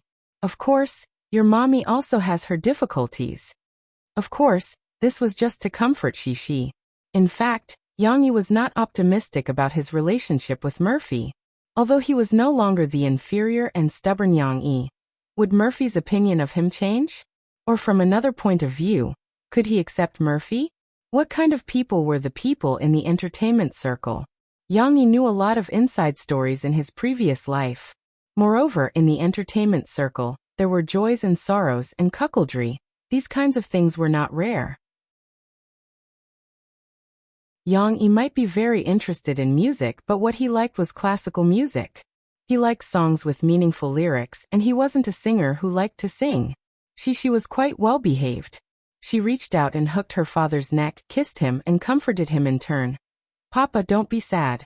Xishi likes Papa." Yang Yi could not help laughing, and reached out to rub the sensible little girl's head. At around 3 o'clock in the afternoon, someone knocked on the iron gate of Yang Yi's house. Yang Yi, who was lying on the bed, turned over, frowned, and looked at the door. In the morning he took Xishi out to play, and came back a little late. The little girl was still taking a nap. Yang Yi did not need to take a nap, but who asked the little girl to be so clingy? Fortunately, Xishi was sleeping soundly, and was not woken up. But who on earth came to the door? Yang Yi gently closed the bedroom door and walked over. The big iron door was opened with a harsh friction sound. Yang Yi was surprised to see a slim white-collar beauty, wearing a pair of toed sunglasses standing outside the door. Although the big sunglasses covered half of the other party's face, There was no doubt that this was a great beauty. Her face was a little thin, but it was not the face of a snake spirit. On the contrary, her chin was a little round, but there was no baby fat version of Lu Yifei's fairy face. With this face, even through the sunglasses, Yang Yi could feel the delicate outline of the other party, and the soft beauty of the lines. Presumably, she would be even more beautiful if she took off the glasses, right? And the other party's figure was not bad.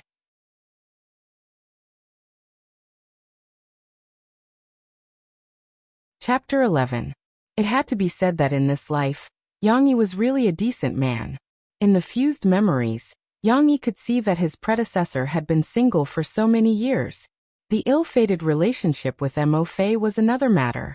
Of course, after so many years of retirement, no matter how bad his life was, there were still people chasing after him. After all, he was also a soldier with a great body. Whether it was the waitress in the hotel or the rich ladies in the clubhouse, they all wanted to hook up with Yang Yi. However, not a single leaf touched this fellow's body. The greatest record was when he was working as a security guard in the clubhouse 2 years ago. He was pounced on by a prostitute who was madly in love with him. The other party was naked, but Yang Yi still didn't make a move. He took off his shirt and covered the other party's body, then walked away expressionlessly. Walked away. He really walked away like Lu Xiaohui. However, Lu Xiaohui had a tragic ending. Later, rumors of his erectile dysfunction spread in the clubhouse. Although the predecessor Yang Yi didn't care and didn't hate the prostitute, he did become a laughingstock. But was this body really impotent? Yang Yi didn't think so. Looking at the white-collar beauty's hot body in front of him, his overflowing body couldn't hold it. Looking from the bottom up, first it was wrapped in black stockings and a tube skirt, perfectly round and slender thighs. Then it was indescribable, buttocks. From the tight tube skirt he could see indescribable. Yang Yi's eyes couldn't help but move to the other party's chest, indescribable. He didn't know if it was the real thing or the effect of the underwear, but it was big, indescribable. The white-collar beauty was acutely aware of Yang Yi's unscrupulous gaze. Suddenly, through the sunglasses, a cold chill passed through. He heard her snort. Yang Yi, I haven't seen you for half a month, but your guts have grown a lot. This cold voice was like a bucket of cold water, making Yang Yi come back to his senses. Murphy. Yang Yi was surprised. It was Mo Fei's voice. Yang Yi immediately realized what was going on. Just now he vaguely felt that this face was very familiar. He didn't recognize Murphy just now. After all, in his memory, Murphy wouldn't dress like this.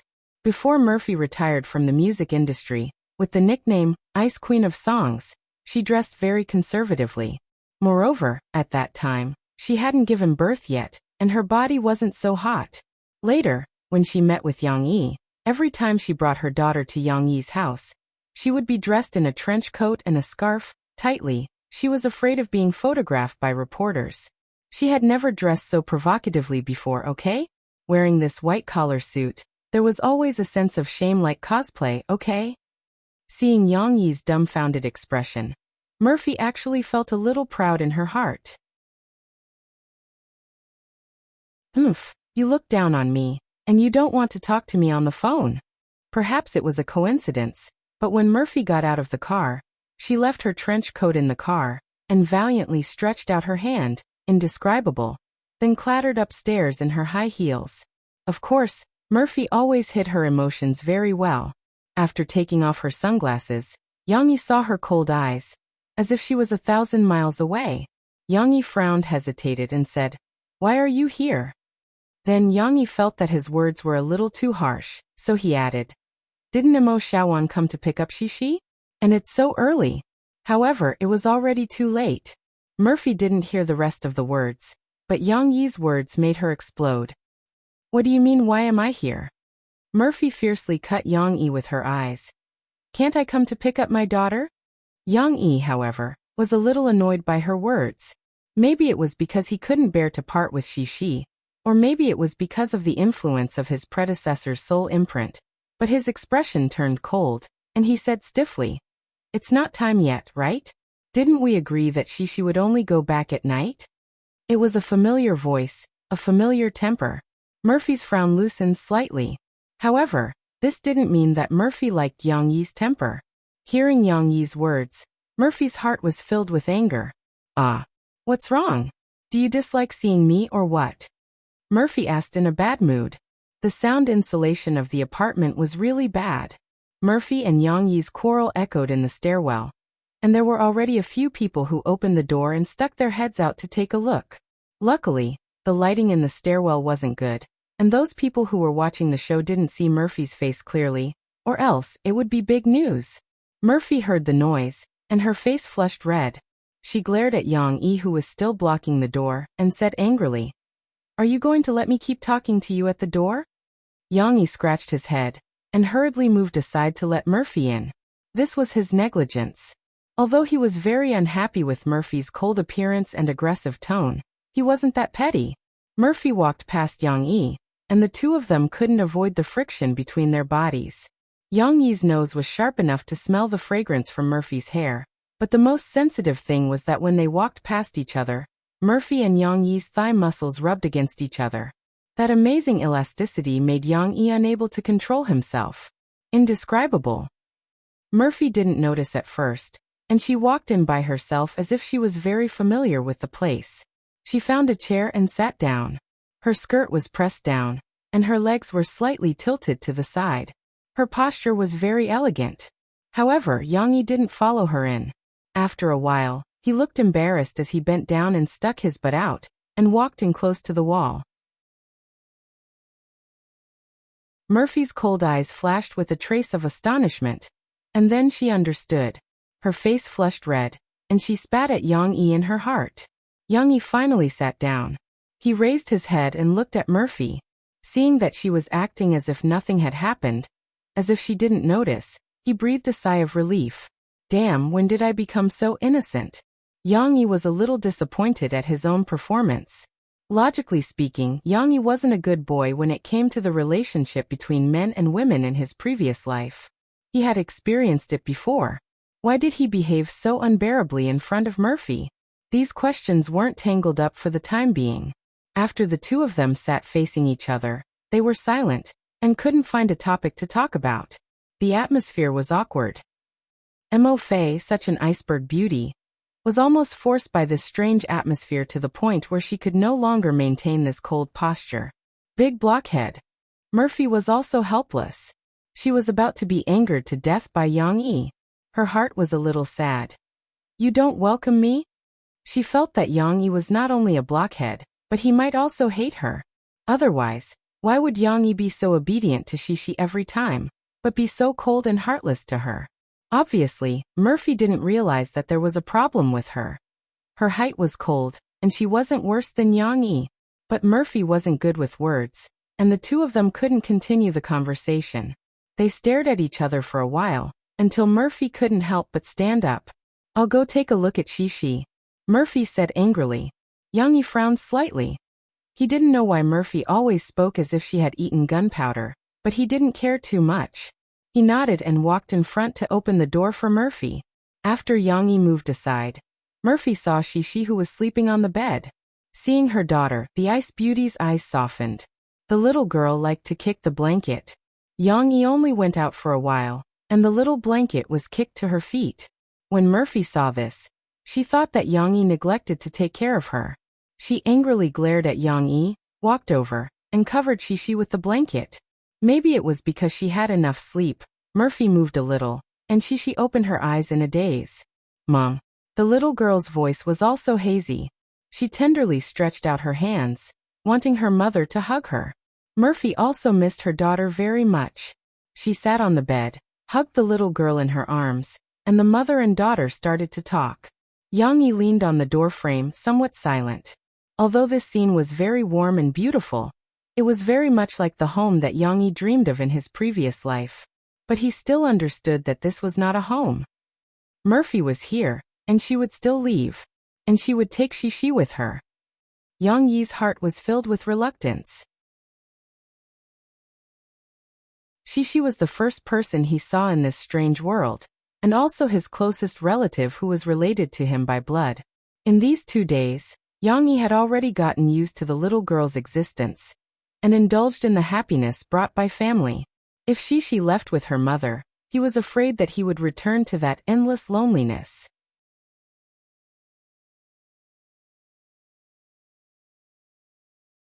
Chapter 12.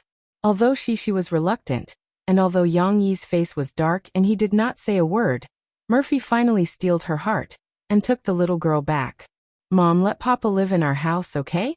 Papa can cook delicious food for you. When they went downstairs, Shishi was still in her mother's arms and acted coquettishly. Murphy was annoyed by Yang Yi's attitude.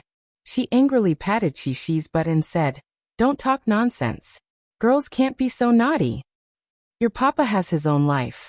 He won't be willing to come over."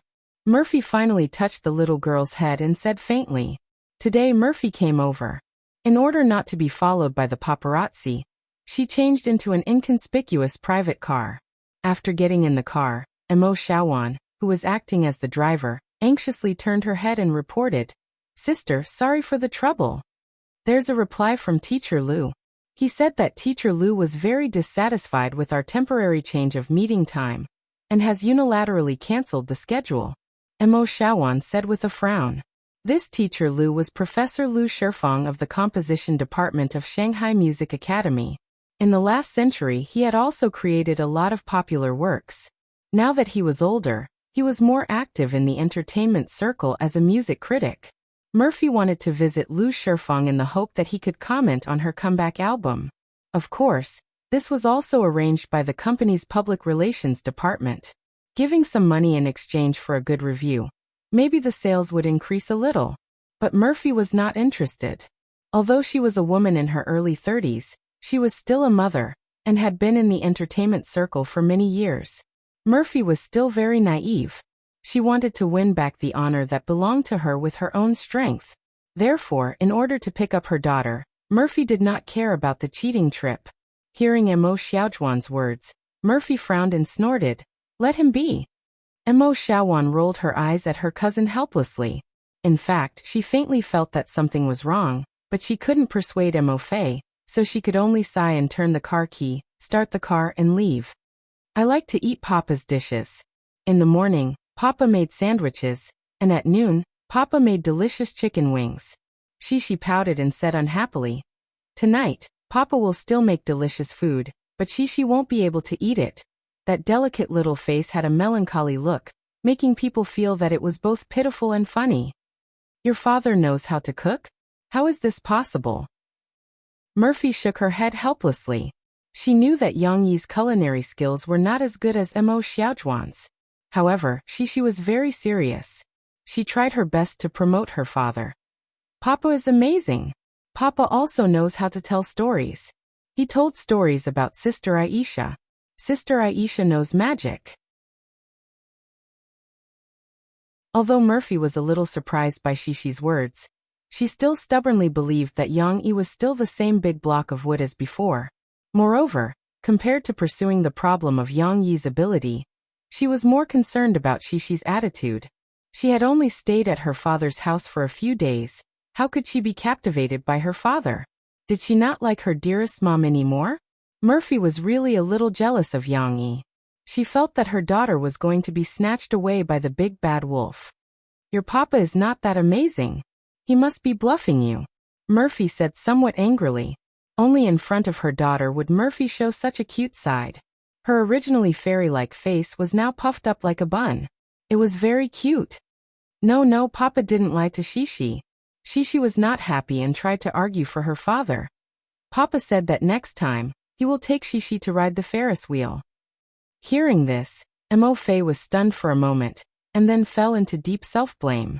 She loved Shishi very much, but Murphy knew that she was not a qualified mother.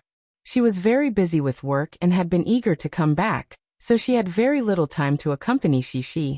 Coupled with her identity, it was destined that it was difficult for her to take Shishi to public places like ordinary people. "No wonder you like to be with your father." Murphy gently held her daughter in her arms and rested her chin on her daughter's hair. She thought with some guilt, "Did I make the wrong choice?" But this thought only flashed through her mind. Murphy was a very strong and persistent person. After returning, she and Shishi went to a restaurant for dinner. and then took the little girl to her recording studio to continue working. She was busy until late at night again. No. In the middle of the night, Murphy, who had just fallen asleep, suddenly woke up. She got up with her clothes in a mess and crawled to Shishi's room. Seeing that Shishi was still sleeping in bed, she breathed a sigh of relief. The dream just now was too strange. Murphy seemed to have returned to the time when she and Yang Yi first met. In the dream, Yang Yi pushed her away and said cruelly, "How good would it be if we didn't start?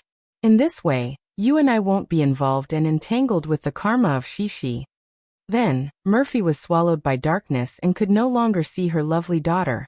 Fortunately, it was just a dream. But Murphy was not sleepy for the time being. She poured herself a glass of red wine, put on a silk nightgown, went to the floating platform in the bedroom, and sat down curled up. Outside the window of the floating platform was the prosperous scene of the Binhai area. Even in the middle of the night, it was still brightly lit, and the traffic was endless. However, Murphy had no time to appreciate it. Her mind was full of bits and pieces from more than 4 years ago. At that time, Murphy was still the ice queen in the music industry. 6 years after her debut, her albums pushed her to the peak of the music industry. Countless fans were intoxicated by her cold and ethereal voice and could not extricate themselves. At that time, Yang Yi, who had been driven out of the army camp, had just begun his new life in the capital. Perhaps it was God's arrangement that they came to the intersection of fate with no intersection at all. At a cocktail party arranged by a sponsor, Murphy was drugged by a scheming boss, and Yang Yi happened to be the boss's driver. Seeing his boss coming down with a beautiful woman in his arms, Yang Yi, who had a strong sense of justice, punched his boss to the ground, and then drove his boss's extended version of Lincoln and fled with Mo Fei. At that time, he did not know that he had saved the famous star Murphy. Of course, Yang Yi did not know about all the stars. If it was just a hero saving a beauty, there might not be a follow-up plot. The problem was that the drug was not strong, and Murphy woke up quickly. After she woke up, she kindly helped Yang Yi, who was thirsty, open a bottle of water in the car. But they did not know that the bottle of water was originally left by the boss for him to use 7 times a night. It was a strong aphrodisiac. Coincidentally, Yang Yi was unlucky enough to be drugged. He was a gentleman. After he realized that something was wrong, he parked the car in the maple forest on the outskirts. With red eyes, he desperately pushed Murphy out. However, in that situation, Murphy was unwilling to leave. She burst into tears and insisted on breaking in. Then, naturally, the indescribable incident of parking in the maple forest happened. The past was like the wind, but it did not blow away. After so many years, it was still fresh. For that time, do you regret it? Mo Fei gently shook the goblet. The red wine inside was as red as blood. She did not know whether she was asking herself or asking Yang Yi this question. However, she knew her answer.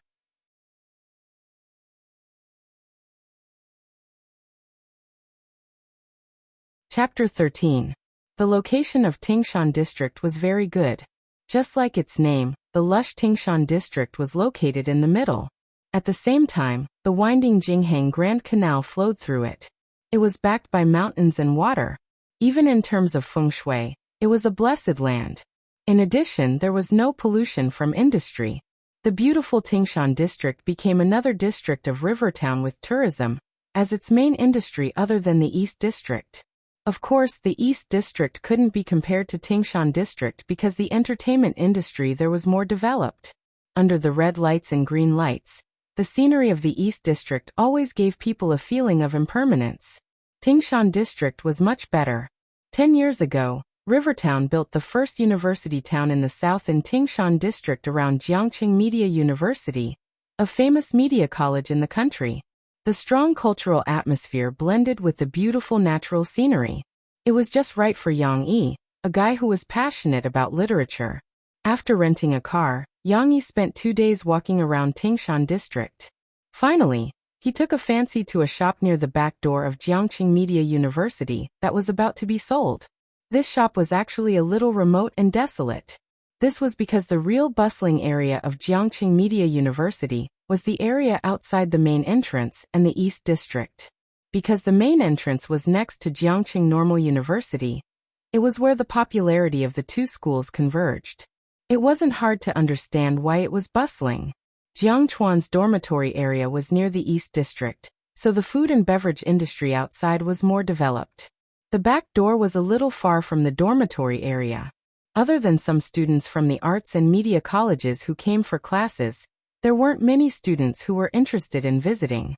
Outside the back door was the Jinghang Grand Canal. However, it wasn't the rippling Xijiang River, nor was it the trickling Tingxi stream. Facing the calm Jinghang Grand Canal, and the lack of willows supporting the banks and green grass embankment, the students were always a little disinterested, except for some male and female students who liked to find quiet places to go on dates. However, Yang Yi took a fancy to this place because he liked its silence and seclusion. Why did it have to be so bustling? Yang Yi didn't like to open a coffee shop that he couldn't handle. The best situation was 10 or so customers a day, with 2 or 3 regulars. They would drink coffee elegantly and quietly, or talk about literature and music without restraint. "Are you the owner of this shop?" Yang Yi asked in surprise when he saw the person renting the place on the second floor of the shop. In front of him was a silver-haired but hale and hearty old man. He wore a very traditional Chinese green robe, and his every movement gave people a sense of elegance and wisdom. This made Yang Yi suddenly feel deep veneration. When he spoke, his tone became much more respectful. "Little friend, why do you ask?" The old man smiled gently and asked, "Do you think that I shouldn't be tainted by the stench of money?" Yang Yi's old face was a little embarrassed. The other party's judgment was very accurate. He really did think so. "Haha, this is actually a house given to me by the school. After so many years, only my wife used it to open a small bookstore." When the old man talked about his wife, he looked a little sad. He gently touched the round wooden handrail of the stairs, as if he was reminiscing about something. Yang Yi, who had received special training in the past, was an expert at tricking others. Not long after, he coaxed the old man into telling him the story in his heart. This was a story related to love. The old man's name was Husong Nan. He used to be a professor at the School of Classical Music of Jiang City Media University. His wife used to be an editor at a publishing house in the capital. Later, in order to come to Jiang City to reunite with her husband, she resigned and opened a small bookstore. The two of them were in harmony and helped each other in difficult times for decades. Their days were peaceful and happy. Until 8 years ago, when the old grandma fell ill and passed away. The old man Husong Nan was the only one left in this small building. It was not that his children were unfilial. Husong Nan's children had all gone to Harbor City to develop. They had always wanted to take the old man over. But the old man was reluctant to leave this place because every brick and tile of this small building was filled with his memories of his wife. Now that the old man had retired, and with the pleas of his grandchildren, he also had plans to go over and enjoy his remaining years. However, what I can't let go of the most is still this. Husong Nan's eyes regained their wisdom, and he gently patted the handrail of the stairs. "I want to find someone who can take care of it well." The old man didn't want anyone to destroy this place and this small building. If there was time in the future, the old man still hoped to come back and have a look. At least, it would be a memory. However, this was a bit of a headache for Yang Yi. Obviously, it wasn't so easy to meet the old man's requirements. The old man didn't list out a standard at all. Whether it worked or not, it all depended on his mouth. To be honest, Yang Yi really hoped to meet a Philistine. At least, the problems that could be solved with money were not problems. However, Yang Yi still wanted to fight for it, because this small bluestone building was really artistic from the appearance and the surrounding environment. He liked it very much. Yang Yi was silent for a moment and said his thoughts truthfully. "I will rent your house. The second floor will be for myself, and then the first floor will be used to open a coffee shop. Your bookshelves can be left behind." In Yang Yi's description, the bookshelves left by the old man would be rearranged by Yang Yi to build a coffee shop full of the fragrance of books. The old man looked at Yang Yi with interest and smiled slightly. "Open a coffee shop here? That's not a good idea, you might lose money." Yang Yi didn't care and said, "It doesn't matter if I lose money or not, it's just my dream." Moreover, it's better if it's quiet. In my free time, I can write books and listen to music. He didn't think much of it, but the old man showed a strange expression. The style was not right. Yang Yi was an 8 feet tall man, with coiled muscles, strong and brave, and under the influence of the soul imprint of his predecessor, he still inadvertently carried the shadow of a soldier when he walked or sat. And this kind of guy said that he liked to listen to music and play with literature? Anyone would feel uncomfortable. But the old man didn't raise any questions, because Yang Yi's calm expression made him feel a little different. Can I ask, what name do you want your coffee shop to be named? The old man asked curiously. Yang Yi's description before actually made Hu Songnen a little moved. In these few months, he had come in contact with people who had the same idea as him. Yang Yi already had his own idea. He simply said, the coffee shop at the corner of the street. The old man thought that he had misheard and asked Yang Yi to repeat it. After confirming that the coffee shop at the corner of the street was indeed the name that Yang Yi thought of, he frowned and thought for a long time. Sorry, I can't think of any classical story that this name came from. Little friend, can you tell me? The old man humbly asked. It would be a miracle if he could think of it. It's from a song that I wrote. Yang Yi said shamelessly, plagiarizing songs from his previous life. He didn't have any psychological burden as he didn't have any legal awareness. Oh, is that so? The old man said excitedly. A song that you wrote? What's the name? The old man taught music. Although he was a retired classical music professor, he wasn't uninterested in pop music. When talking about music, his interest rose. Yang Yi didn't directly answer. He looked at the wall next to him.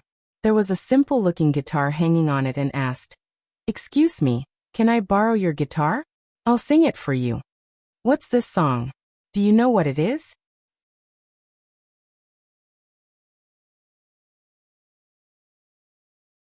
Chapter 14.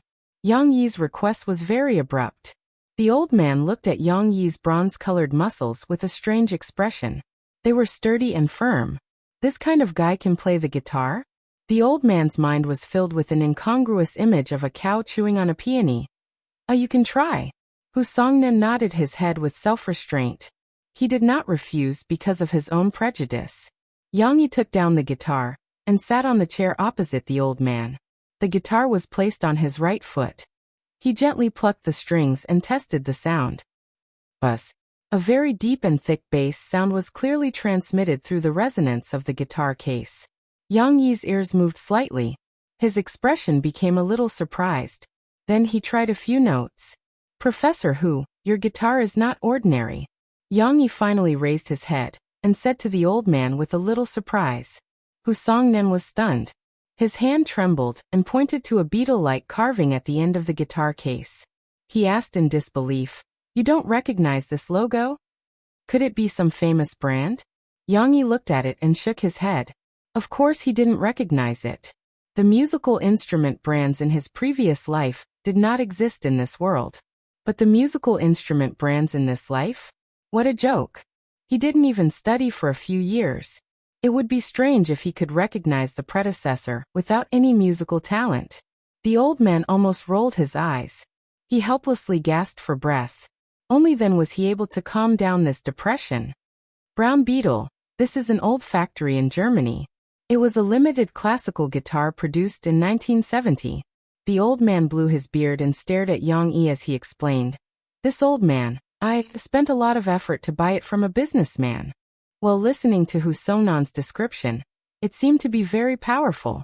It felt like the guitar world's Steinway.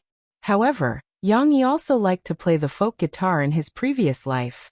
Therefore the classical guitar, known as one of the 3 major instruments in the world, Yang Yi did not have a deep feeling about it.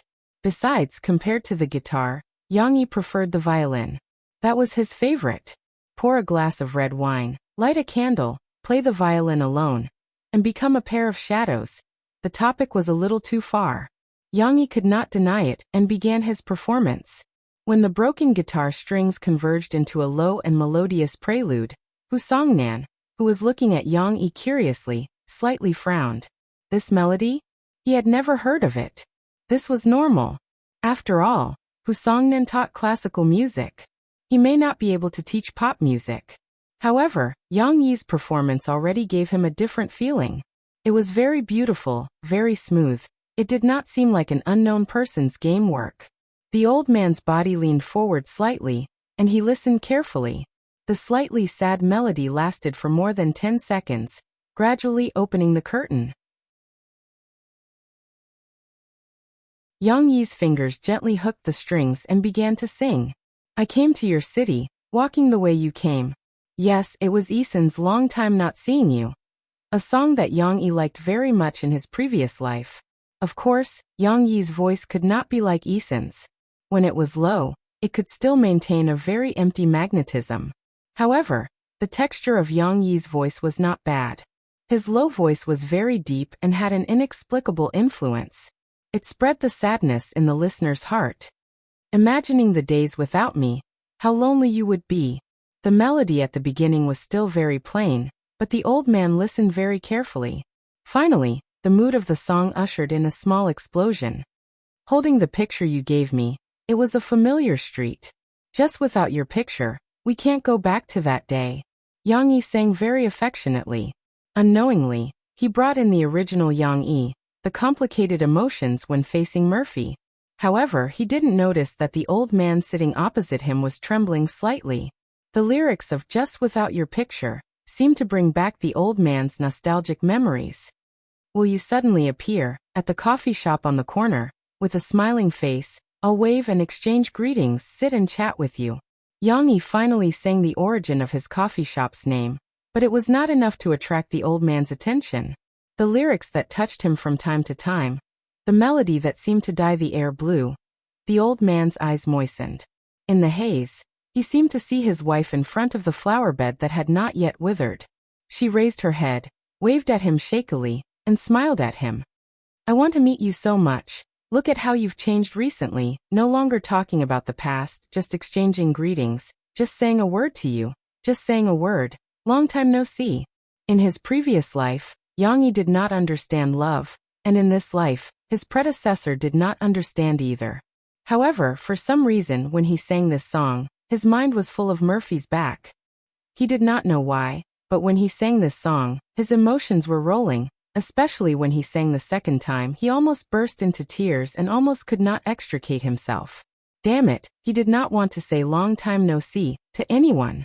If there was anyone, then she could barely be counted as one. But it was not to the point of falling in love. Bastard. When did he become so sentimental? Yang Yi lowered his head and closed his eyes. His hands were still plucking the strings, and when he finished playing the faint ending, he despised himself fiercely in his heart. When Yang Yi raised his head, he saw the old man rubbing his eyes in a panic and sorting out his emotions. Unlike Yang Yi, whose emotions fluctuated but quickly returned to normal, the old man did not hide his sadness so easily. However, he was a bit concerned about his face. Perhaps it was because as a teacher, he was used to protecting his dignity. Ahem. Whose song then looked at Yang Yi awkwardly. His voice was slightly hoarse, and the influence of his emotions was still there. Young friend, this song is written with sincerity. The melody is simple but deep, and the words are plain but affectionate. Why haven't I seen it before? The old man was changing the topic. He was afraid that his weakness would be exposed by Yang Yi. Yang Yi could see it, but he did not point it out. He only followed the old man's words and said, because there are no plans in this area. This song is written for me, my first love. There are too many negative emotions. Yang Yi's first love was of course Murphy. Although it was an excuse to cover it up, it was clear that the predecessor had prejudice against this Murphy. However, deep in his heart, he still had feelings for her. Therefore, there was nothing wrong with saying that it was written for Murphy. However, Murphy's identity was a bit special.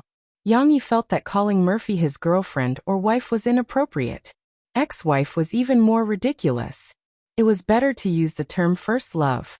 At least, including the previous life, Murphy was the first woman that Yang Yi liked. However, the old man was not very satisfied with Yang Yi. He blew his beard and glared at him. How can this be called negative emotions? This is called deep affection. What have you done to devalue your love for the person you love? From this song of yours, I can tell that you still have deep feelings for your first love. Even if you keep emphasizing that it's just a greeting, and that it's just a long time, you have to ask yourself, do you still hope that she can come back, or do you hope that you can start afresh? In front of Yang Yi's stunned expression, the old man criticized Yang Yi for failing to live up to his expectations. From his concept of love to the structure of the lyrics of the song, to the hidden emotions, he lectured him for half an hour without stopping. The old man's original intention was still to hope that Yang Yi would not have any regrets and courageously pursue his previous love. However, Yang Yi could only smile bitterly and nod his head. What kind of love is this? This so-called first love, I'm afraid it's just a one-sided love. This was really a lie that he made up. He could only bite the bullet and accept it. However, unexpectedly Yang Yi's obedient appearance gained the old man's approval. I've decided, I'll rent my house to you. The old man sadly patted Yang Yi's shoulder and said, but promise me, you must take good care of it. Hu Songnan's eyes were a little sad, mixed with reluctance, but also with obvious determination. Yang Yi did not know that his song had once made the old man waver in his decision to leave. However, the old man finally understood that his wife was not gone. She was just looking at him from afar, waiting for their reunion after 100 years. Perhaps Yang Yi's appearance was also arranged by her in the dark. His wife still hoped that he could live a happy old age with his children and grandchildren. Then he would ask the person appointed by his wife to take good care of this little house that carried the past. 8 years, long time no see. How many more years? When can we meet again? Perhaps, not long.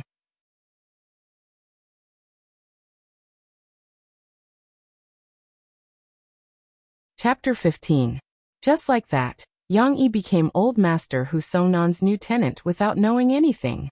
To Yang Yi's surprise, the old man only charged him 1 yuan for 3 years' rent. The stacks of cash in the trunk of Yang Yi's car didn't even come in handy.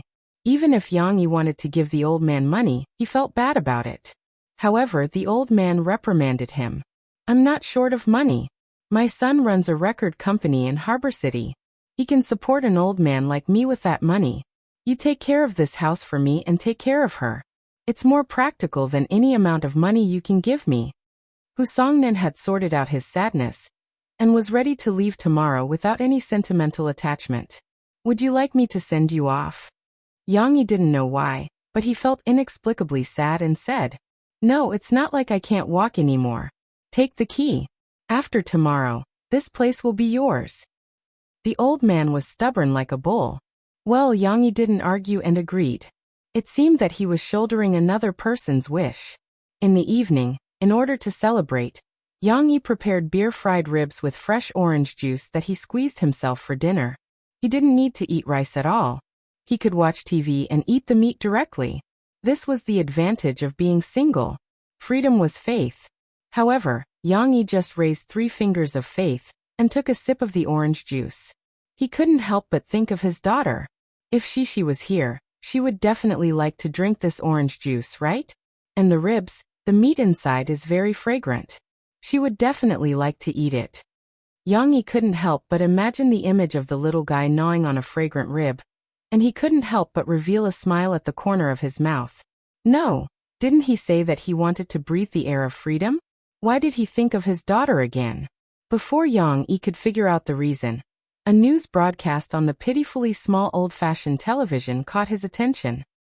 A few days ago, the famous musician teacher Lu Shifeng, who once composed Daughters of the Great River and the nation's broken mountains and rivers, accused Murphy of being domineering and disrespectful to her elders on an interview program, which caused a huge uproar. Murphy. When Yang Yi heard this familiar name, he raised his head in surprise. Was it Shishi's mother? The news quoted the recording of that interview. In the video, the old man with the Mediterranean hairstyle was shouting and spittle flying everywhere. You can't forget your roots. No matter if you're a celebrity or a big shot, the more popular you are, the more humble you have to be. You have to show respect to your seniors. Otherwise, you won't be able to stay in the entertainment industry for long. I'll give you a few typical examples. Do you still remember the famous Murphy from a few years ago? In the past, before she debuted as her senior, I gave her a lot of pointers so that she wouldn't take many detours. But this woman is an ingrate. After she became famous, she turned her back on me. Saying that she has a cold personality is just a compliment from the media. In my opinion, she's just too arrogant. At that time, I thought that she wouldn't be popular for long. Sure enough, there's reincarnation in heaven. The old man with the Mediterranean hairstyle said triumphantly. Yang Yi frowned.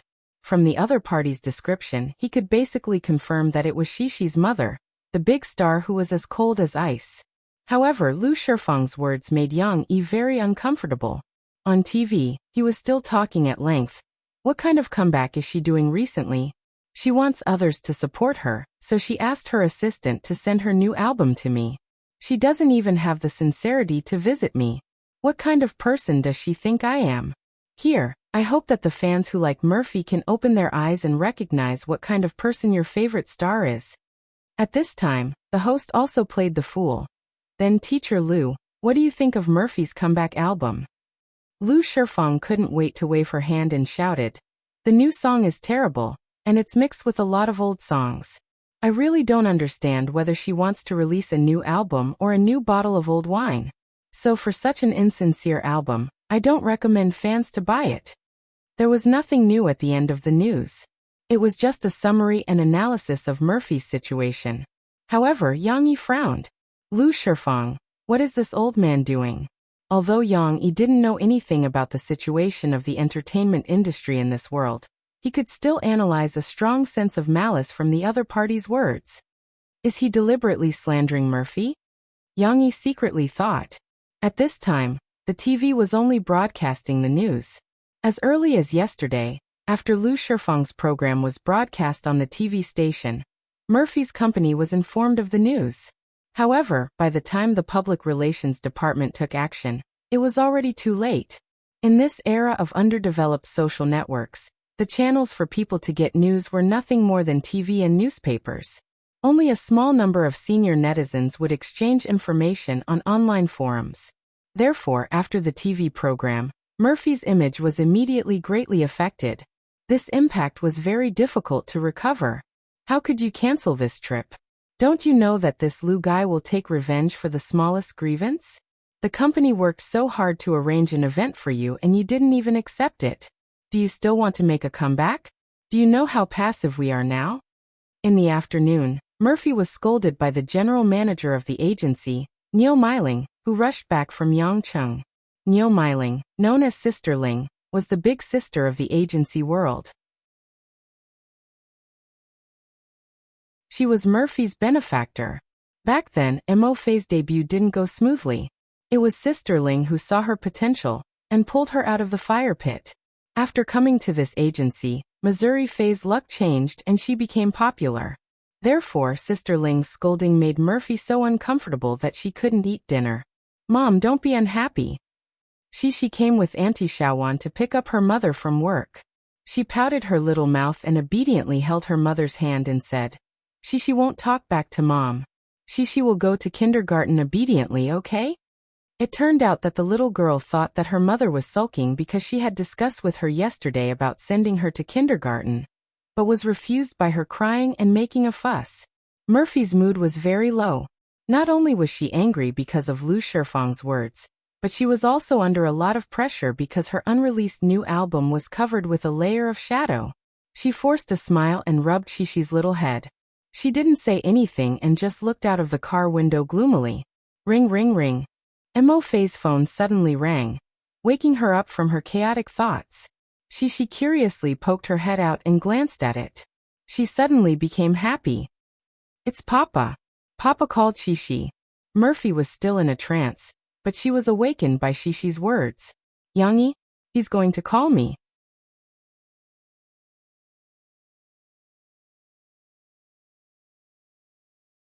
Chapter 16. Murphy had a special premonition that Yang Yi was calling her, but Shishi snatched the phone first. After connecting the phone, the little girl mischievously imitated her mother's tone. Hello, Yang Yi. What are you looking for me for? Not to mention, the way she spoke was still vivid, but her voice could not be changed. It was still a sweet little child's voice, which was immediately seen through by her father. She. No, I'm Mom. The little girl was still pretending, but she gave herself away. She, Dad can hear it. On the other side of the phone, Yang-yi helplessly said. She was amused by herself. She giggled and said, Ah, Papa, how did you hear it? The little girl did not wait for her father to explain, and chirped. Papa, she misses you so much. Do you miss Shishi? Her voice was so sweet that Yang-yi could not help but reveal a trace of a smile. He said, Of course. Hee Papa, Shishi will go to your house to play this weekend, okay? Shishi has drawn a lot of beautiful paintings. I want to show you. The little girl's chatterbox started, and could not stop at all. Ahem, Shishi, give the phone to your mother. Yang-yi had no choice but to interrupt the little girl. Oh, Shishi pouted and unhappily cried. Papa, you don't like Shishi anymore. You don't talk to Shishi. Dad has something to tell your mother. Good girl. Give the phone to your mother. Yang-yi had a headache. The child's mood was really unpredictable, and he did not know how to comfort her. After a while, Murphy took the phone from the unwilling Shishi. She frowned slightly and said in a very cold tone, Are you looking for me? Because of her work, she was very upset. However, Yang-yi felt an inexplicable anger when he heard this tone. I saw it on TV. It seems like someone is trying to smear your reputation? Yang-yi still held back, but his tone was a little stiff as he asked, Is it true? Yang-yi's concern warmed Murphy's heart. However, she didn't want Yang-yi to get involved in the entertainment industry's messy affairs. This was because she knew that Yang-yi had always disliked the entertainment industry. Being strong and stubborn, she was willing to shoulder all her troubles on her own shoulders. However, Murphy wanted to comfort Yang-yi and tell him not to worry too much, but for some reason, she changed her mind. So what? It's none of your business. Yang-yi felt like smashing his phone when he heard that, as if she was his enemy. Damn it, good intentions are not rewarded. It's like Lu Dongbin being bitten by a dog. You're Shishi's mother. Yang-yi was so angry that he sneered and said in an unfriendly tone, That's why I want to help you. How to help? Of course, he would use Yang-yi's methods to scare her. If that didn't work, he would directly make her disappear from the face of the earth. Yang-yi, who had not completely integrated into the life of a normal person, still retained the thought of using violence to solve problems in the past. However, Murphy misunderstood. Yang-yi had talked to her about similar issues before, so she said angrily, Okay, I don't need your hypocritical concern. No matter how much people despise me, I won't quit the music industry. Do you understand? After saying that, Murphy slammed the button and ended the call. Then, she sat there in silence with a frosty expression. Ah, she still wants to talk to Papa. Cece widened her big watery eyes and cried out in surprise. She was just angry with her father just now. A child's temper came and went quickly, and it had long disappeared. Murphy was so angry that her plump chest violently heaved. However, when facing Shishi, she still did not force her anger on her daughter. She gently rubbed the little girl's head and sighed. Mom will send you to play with Dad on the weekend. Mom doesn't want to talk to your dad now. Okay then. Shishi was quite well behaved. Seeing her mom's tired face, she stepped on the seat and stood up. She used her little fist to pound Murphy's shoulder. Mom, I'll give you a massage. Thank you, Shishi is so obedient. Murphy patted the little girl's head with gratification. However, on the other side, Yang-yi was inexplicably provoked by Murphy's temper. What the hell? Yang-yi directly threw the phone to the side and drank 2 mouthfuls of orange juice to calm down. If it weren't for Shishi's face, I wouldn't be willing to help you even if you gave me 2 million yuan. Now that you shamelessly want to help me, you're still angry at me? Yang-yi did not remember that his predecessor stubbornly wanted Murphy to leave the entertainment circle and live a hard life with him. During the month when they reunited, there were many conflicts because of this issue. No wonder Murphy subconsciously thought that Yang-yi felt that the entertainment circle was a mess and wanted her to quit. But with Yang-yi's arrogant character, whether in his previous life or his predecessor, he would not consider whether he said something wrong from Murphy's point of view. This woman is so hard to please. Yang-yi simply ignored her. He was also influenced by his predecessor's thinking and felt that Murphy really despised him. She despised him for his rural background, his low job, and his lack of money. Otherwise, why would she say something like, "It's none of your business"? Although he was not the same as before, Yang Yi felt the same and was very unhappy. Looking down on me? I'm the one looking down on you. Forget it, forget it. I don't want to think about her. Yang Yi happily gnawed on the slightly cold ribs and thought about his own matters. Of course, the coffee shop needed to be renovated, but it did not need to be too troublesome because he did not intend to make a modern-style coffee shop. The retro architectural style of the small building was already very much in line with Yang Yi's expectations. Yang Yi planned to use a month to buy some special decorations, lights, and chairs and redecorate it. Of course, there were also coffee beans that the coffee shop needed. Yang Yi understood that the coffee beans in this world were basically similar to the coffee beans in his previous life, so he had to take some time to go to Shanghai and buy some top-grade coffee beans. Top-grade coffee beans were expensive? Of course, they were very expensive. But money could not buy a good thing. Yang Yi felt that even if he could not sell it, it was worth it for him to drink it. Of course, there would also be ordinary coffee beans, which Yang Yi would buy back on the way. At that time, ordinary customers would give him ordinary coffee. If he met a fated person or someone with similar interests, he would naturally treat him to the best coffee, and it would be free. Besides the coffee shop, Old Master Hu Songnan also reminded Yang Yi of something today. Remember to register the copyright of the song. Register the copyright? Yang Yi did not care too much at first, but under Old Master Hu's repeated reminders he took it to heart. It was also because the predecessor did not care about this. Before Yang Yi returned, he specially went to the internet cafe to check the relevant information. It really surprised him. Why is the copyright awareness in this world so strong? Not only songs but also books, inventions, and so on. As long as it was created by people, it could be registered on the Copyright Association's website. Once the registration was successful, the copyright would be confirmed, and others would have to pay the copyright fee if they used it. Rampant piracy? Rampant sharing of resources on the internet? Such chaos in his previous life did not exist in this world at all. On one hand, people had developed the awareness of respecting copyright. On the other hand, the rich and powerful Copyright Association kept a close watch. Once such a phenomenon occurred, the relevant personnel would not be able to bear the responsibility of violating the rules. Of course, correspondingly, the price of authentic records and books would not be very high, and ordinary people could afford to buy them. But low profits did not mean low income, because everyone pursued the authentic version. Creators who were popular in the market could even be on the rich list. This seems to be a good way to earn money? Yang Yi was interested. He originally wanted to spend the 2 million yuan and then earn the hard work fee for heaven's justice, but Yang Yi rejected it from the bottom of his heart. It was not easy to have a normal life, and he wanted to draw a clear line with his previous life.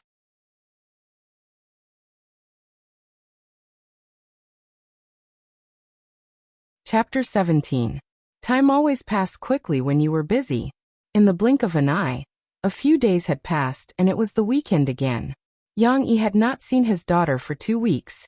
When Murphy called, Yang Yi was sweating profusely as he moved the bookshelves in the small building. He had already put away the few remaining books in a box on the second floor for the old man. Yang Yi had his own arrangement and plans for these bookshelves. Some of the bookshelves would naturally be filled with books that Yang Yi found interesting and thoughtful. For some of the bookshelves, Yang Yi planned to buy some handicrafts or some wooden carvings that he carved himself. This was a hobby that he had left behind from his boring training in the jungle. The simple and unadorned wooden bookshelves were displayed against the wall in a picturesque disorder. Coupled with the warm lighting, it was enough to create a very cultural atmosphere in the coffee shop. But Mo Fei's exasperated question immediately broke the awkward atmosphere. Yang, where the hell have you been all this time? Didn't we agree that I would send my daughter over today? Do you know that I still have work in the afternoon? Yang Yi froze for a moment. He looked at the time on his phone and was speechless. What time is it? Murphy did tell Yang Yi yesterday that she was going to send Shishi over, But the problem was that she used to arrive in the afternoon. Therefore, Yang Yi had nothing to do in the morning. After practicing martial arts in the morning, he came over to tidy up his coffee shop and planned to go back in the afternoon. Who knew that Murphy would come so early? Okay, I'll come back now. Yang Yi did not want to argue with Murphy over such a small matter. After hanging up the phone, he rushed back. Murphy was very angry. She was actually very busy. In order to save her image, Sister Ling had arranged a lot of work for her.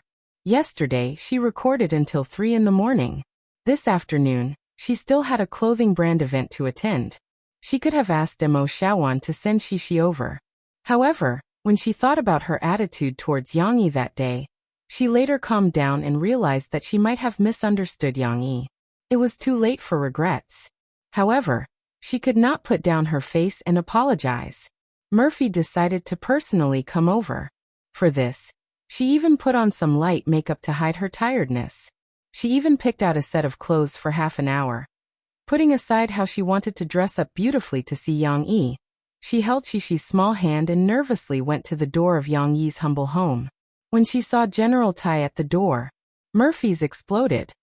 The suspicious nature of a Scorpio was triggered, and Mo Fei was still thinking about the worst-case scenario. Went to live with another woman? He didn't want Shishi, and forget it, he didn't want Shishi anymore? That was why the scene on the phone just now happened.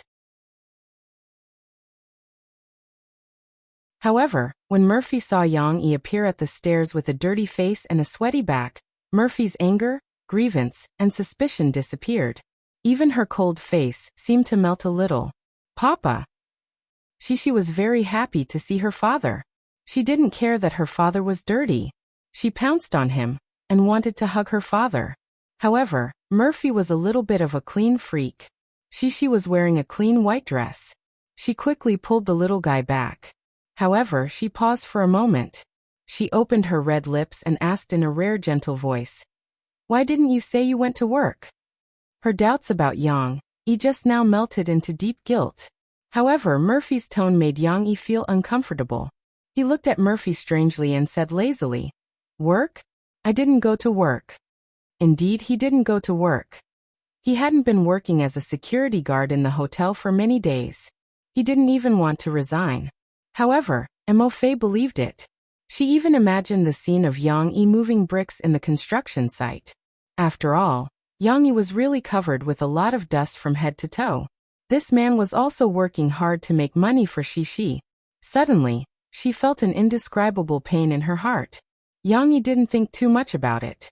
He smiled and bumped fists with Cece, who was bouncing around, making the little girl so happy that she made a funny face. After opening the door and letting Murphy and Shishi in, Yang Yi glanced at the black mud mark he left on the tiles at the door when he came in. He couldn't help but frown. He wanted to pick up a rag and carefully wipe it clean. However, in front of Murphy and the others, Yang Yi didn't intend to show too much concern, because his predecessor didn't have such a serious obsessive-compulsive disorder. However, he couldn't help looking at his sticky and dirty appearance. After saying this, he hurriedly took a change of clothes and got into the narrow bathroom. "Take a seat first. I'll take a shower." Murphy actually intended to leave after sending Shishi. Mo Xiaojuan's car was still waiting downstairs. However, she looked at Yang Yi's back and opened her mouth, but didn't make a sound. Yang Yi was taking a shower.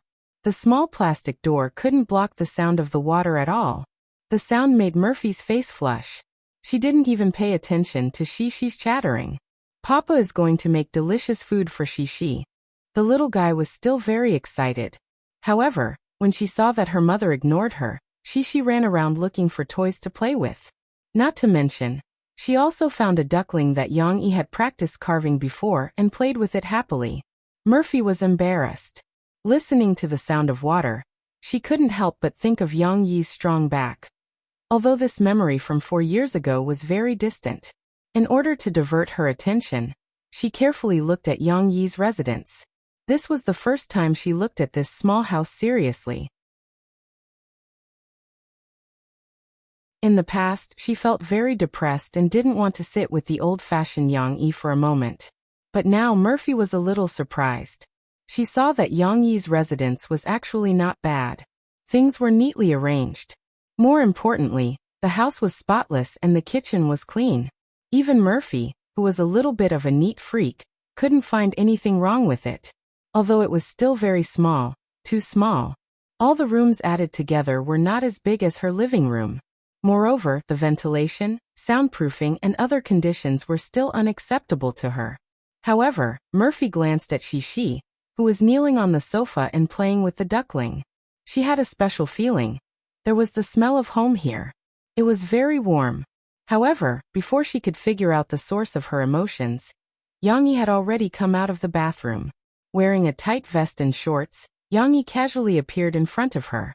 Yang Yi was 187 meters tall. Sitting on the sofa, Murphy looked up at him and felt a strong impact. What was even more visually impactful was Yang Yi's chest muscles, which were bulging out of his vest, and his abdominal muscles, which couldn't be covered at all. They were directly printed in the shape of an inverted triangle under the vest. The moist water vapor covered Yang Yi's bronze-colored muscles with a layer of delicate luster. The strong smell of hormones almost enveloped Murphy. "You, what are you doing?" Murphy's cold and elegant face floated with red clouds, and she asked nervously, "What am I doing?" Yang Yi played with his wet hair and looked at Murphy in confusion. What else could he do? But he didn't say anything. Murphy's face turned even redder, like a bright red rose blooming after an iceberg melted. There was a hint of charm in the strong feelings.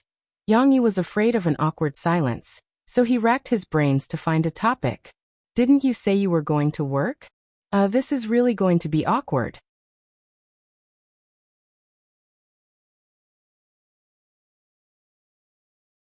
Chapter 18. What did he mean by that? Did he want to chase her away after sitting down for such a short time? Just how impatient was he? Yang Yi's words made Murphy's expression turn cold, which completely covered up the disappointment and grievance in her heart. She stood up and looked at Yang Yi with her calm eyes. Although she was a head shorter than Yang Yi, her aura gradually suppressed Yang Yi. At this moment, the Ice Mountain goddess revealed her usual cold and aloof side. "All right, I should go," Murphy said indifferently. "Take good care of my daughter." Cece heard the commotion and hurriedly raised her little head.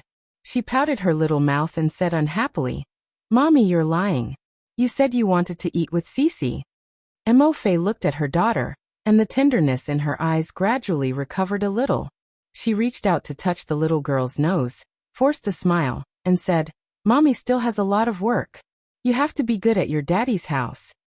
She sullenly puffed up her cheeks and unwillingly turned her head away. "Don't worry, I can take good care of her." Yang Yi waved his hand and said confidently. After being provoked by Yang Yi, Murphy was not in the mood to coax her daughter. She did not waste any time and turned around to leave with her bag. Yang Yi hesitated for a moment, but he still followed her to the door. However, after Murphy went out and walked to the place where she saw Yang Yi appear from the staircase, the mixed feelings from before surged into her heart. She secretly sighed in her heart and turned around. Facing Yang Yi's surprised gaze, Mo Fei took out her wallet from her bag, unzipped it, and didn't count it. There was at least 10,000 yuan in cash inside. She took out all of it and handed it to Yang Yi. "What's the meaning of this?" Yang Yi did not take it. He frowned and asked, "Take it. She will be here for the next few days. Take her to eat something good." Murphy pursed her lips and said stiffly. Obviously, she would not be able to spend so much money to stay at Yang Yi's place for 2 days. However, Yang Yi did not appreciate it. He even felt awkward when he saw Murphy give him money. Not to mention this life. Even in his previous life, he had never accepted a single cent from a woman. Moreover, when it came to money, Yang Yi had nearly 2 million yuan in his luggage under his bed. Why would he take a woman's money? "No, I don't want it. I'm not a freeloader." Yang Yi retracted his hand. Mo Fei was so angry that she almost fainted. Her full chest heaved up and down violently, and her white upper teeth bit on her bright red lips as she said word by word, "This is for you to take care of Cece." She knew that this fellow was a stubborn bull. That was why she used Shishi as an excuse to give him money. However, who knew that this fellow's self-esteem was still so strong? He was so poor that he still cared about his face? "I have money," Yang Yi said matter-of-factly. He even repeated himself, afraid that Murphy would not believe him. I really have money. If it was not for the fact that it was difficult to explain the source of 2 million yen, Yang Yi really wanted to use it to prove his innocence. However, how could Murphy believe him? Her mind was filled with the impression of Yang Yi carrying bricks and using the money he earned from his hard work to squander for Cece. She had to admit that it was quite touching. Although they argued for a while, in the end, Murphy still could not give the money to Yang Yi. She was so angry with Yang Yi that her whole body trembled. She shook her head and left. There was a deep gap between Yang Yi and Murphy.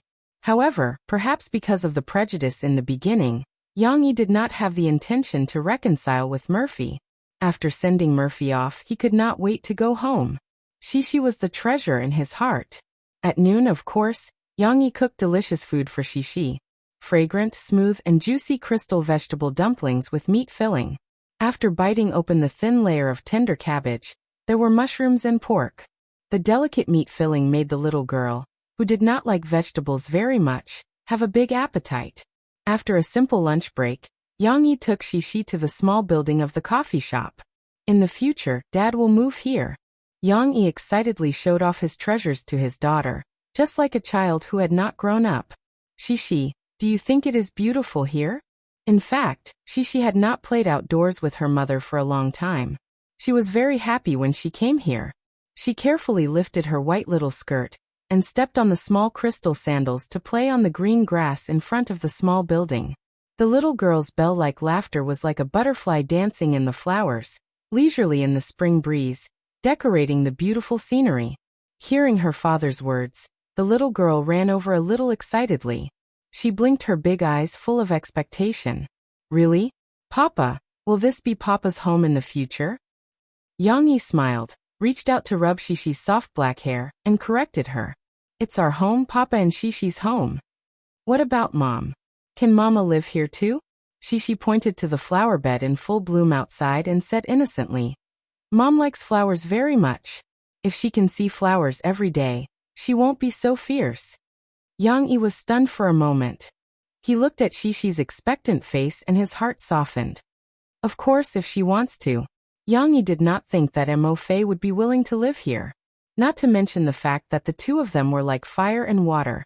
Mo Fei's obsession with her career as a singer was more suitable for her development in Binhai, where the entertainment industry was more developed. Moreover, from the perspective of living in Binhai district was far more convenient than in Tingshan district. In the future, Murphy would inevitably fly around every day. Binhai district had its own large airport to fly to all parts of the country, but Tingshan district did not even have a basic train station. Of course, Yang Yi did not dislike Murphy at all.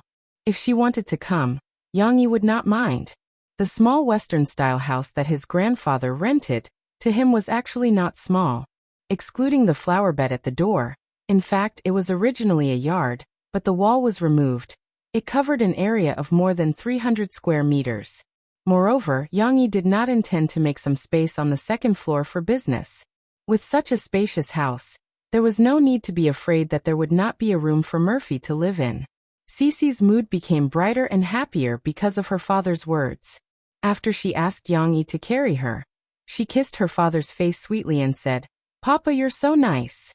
What did he do? He was actually praised by his daughter. Moreover, he was also rewarded with a soft kiss by his daughter. Yang Yi was a little speechless. It was a bit like he had to go back to kindergarten to get a little red flower after he had made a name for himself in the assassin world. It felt very strange. However, for Yang Yi, this was actually quite useful. His daughter's reward made this guy overjoyed, and a smile appeared on his tough face. This was a proud smile, without any concealment. Let's go. Papa will take you to pick your room. Yang Yi shook the key in his hand and laughed boldly. As long as you like, Shishi, you can live in any room. Woo-woo, I don't want to. I want to sleep with Papa. I want Papa to tell me stories.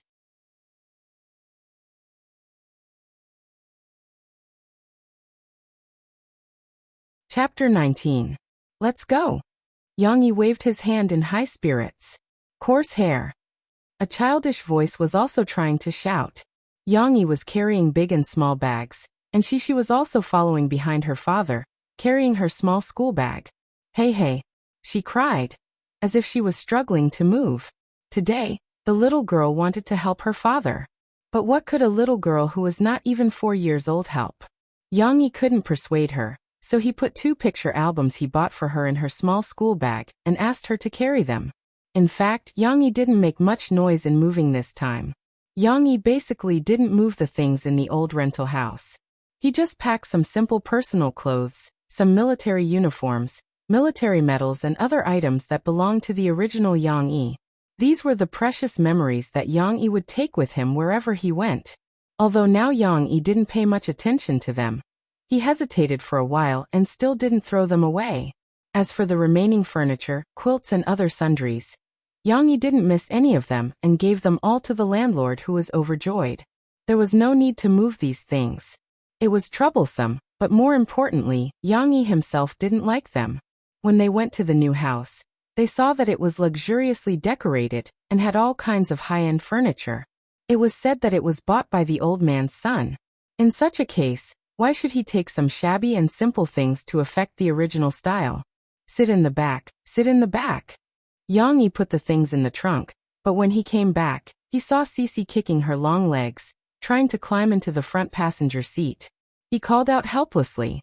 Cece had inherited the excellent genes of Yang-yi and Mo Fei. Her arms and legs were very long and slender. At the age of less than 4 years old, she was already more than 1 meter tall. She was not shorter than an ordinary 5 or 6-year-old child. Perhaps in another year, she wouldn't even be able to buy half a ticket to the amusement park. Oh, you can't see from the back. She pouted and said. Yang-yi smiled. He reached out his left hand and put it under the little girl's armpit. He carried her and lifted her up from the ground. Ayaya. Shishi's feet were in the air. She cried out in fear and excitement. Yang-yi opened the door to the back seat without any explanation, stuffed her in, and fastened the seat belt. In fact, Yang-yi was still very confident in his driving skills. If it wasn't for the fact that he was afraid of trouble, he could have sped up Akina Mountain without wearing a seat belt. However, things were different now. He was not alone. His daughter was in the car. For the sake of his daughter's safety, he had to play it safe. The car was rented, but it didn't come with a safety seat. Yang-yi had to persuade the owner to rent the safety seat for his child. I have to find some time to buy my own car. The little girl was still looking at her father angrily. However, her father was too strong. She couldn't struggle. She could only try to express her dissatisfaction with her expression. Well, you can see from the back seat. Yang-yi rubbed the little girl's head and said with a smile. When you grow up, I'll take you to travel. I'll let you sit in the front seat. Really? She was suddenly attracted by her father's picture. When her father sat in the driver's seat and started driving, she asked expectantly, Papa, where are we going to play? Yang-yi drove the car. After a moment of silence, he slowly said, We're going to a very beautiful place. There are large areas of flower fields, clean and clear lakes, and mountains covered with snow in the distance. She tried hard to construct the picture her father created in her mind. However, she had little experience. When she heard the word snow, she became excited. Papa, is that Sister Aisha's home? She asked expectantly. Why did he mention Aisha again? In fact, Yang-yi didn't take the story he told to Shishi seriously. He didn't know that children were the most obsessed with such fairy tales. Yang-yi hesitated for a moment, but still nodded and said, Yes, she used to live at the highest point of the snow mountain. Just like Santa Claus, he left something for the little girl to remember. Then she wants to go. Papa, when are we going? She asked eagerly. Not now. You have to wait until you grow up. Yang-yi smiled and said, Otherwise you'll get sick when you go there. She pouted her small mouth and sat back regretfully. Well, she has to be obedient and eat well, so that you can grow up quickly. She was really like a little adult. The atmosphere was a little dull. Yang-yi thought for a moment, and hummed a song while driving. At least it wouldn't be so awkward. But what was he humming? I drove the car to the 5th ring. I drove the car to the 5th ring. The 5th ring, you have 1 ring more than the 4th ring. Ah, the fifth ring. You have one ring less than the sixth ring. It was reasonable to say that Yang Yi didn't like this divine song. But in the last few years of his previous life, he was a little unscrupulous, so the kind of racing in the wilderness was full of charm when listening to this song. However, she obviously didn't like this song. After listening for a while, she coquettishly called out, She wants to listen to Sister Aisha's song. Papa, can you sing this? Again? Yang Yi's face was bitter. Last night, the little girl pestered him. Not only did she tell him the story of Frozen again, but she also sang, Let's Go over and over again. Yang Yi was not a professional singer like Mo Fei. If he had to sing this nursery rhyme over and over again, he would get tired of it. Yes, yes. The little girl smiled happily and nodded vigorously. Well, Yang Yi really didn't know what to do with his daughter. Cough, cough. Yang Yi cleared his throat and began to sing. The _snow _glows _white _ the _mountain _ night _ not _ a footprint _ to _ be seen. Yang Yi's singing of this kind of song wasn't good, mainly because it was difficult to sing the mellowness of a female voice. However, his pronunciation was clear and his intonation was good, so he could still sing the original charm of the song. She still couldn't understand the meaning of the first few verses of the lyrics. The words were too complicated, but she still blinked her big crystal clear eyes and listened carefully. The car drove onto a straight suburban road. On both sides of the road were green farmland and neat eucalyptus trees. The gentle spring breeze rustled the leaves. Yang Yi rolled down the window and was ready to sing at the top of his voice. Let _ go _ She was waiting for this sentence. Her eyes lit up and she excitedly sang with her father. Let _ it _ go _ can't _ hold _ it _ back _ any _ more. She sang this sentence the most familiar. Her childish voice, probably inherited from her mother's musical sense, sang every word correctly. Not to mention, she even sang better than her father. Yang Yi smiled slightly. He lowered his voice and just led the little girl. As if singing together, the father and daughter's voices floated out of the car. On this suburban road, it was gentle and beautiful.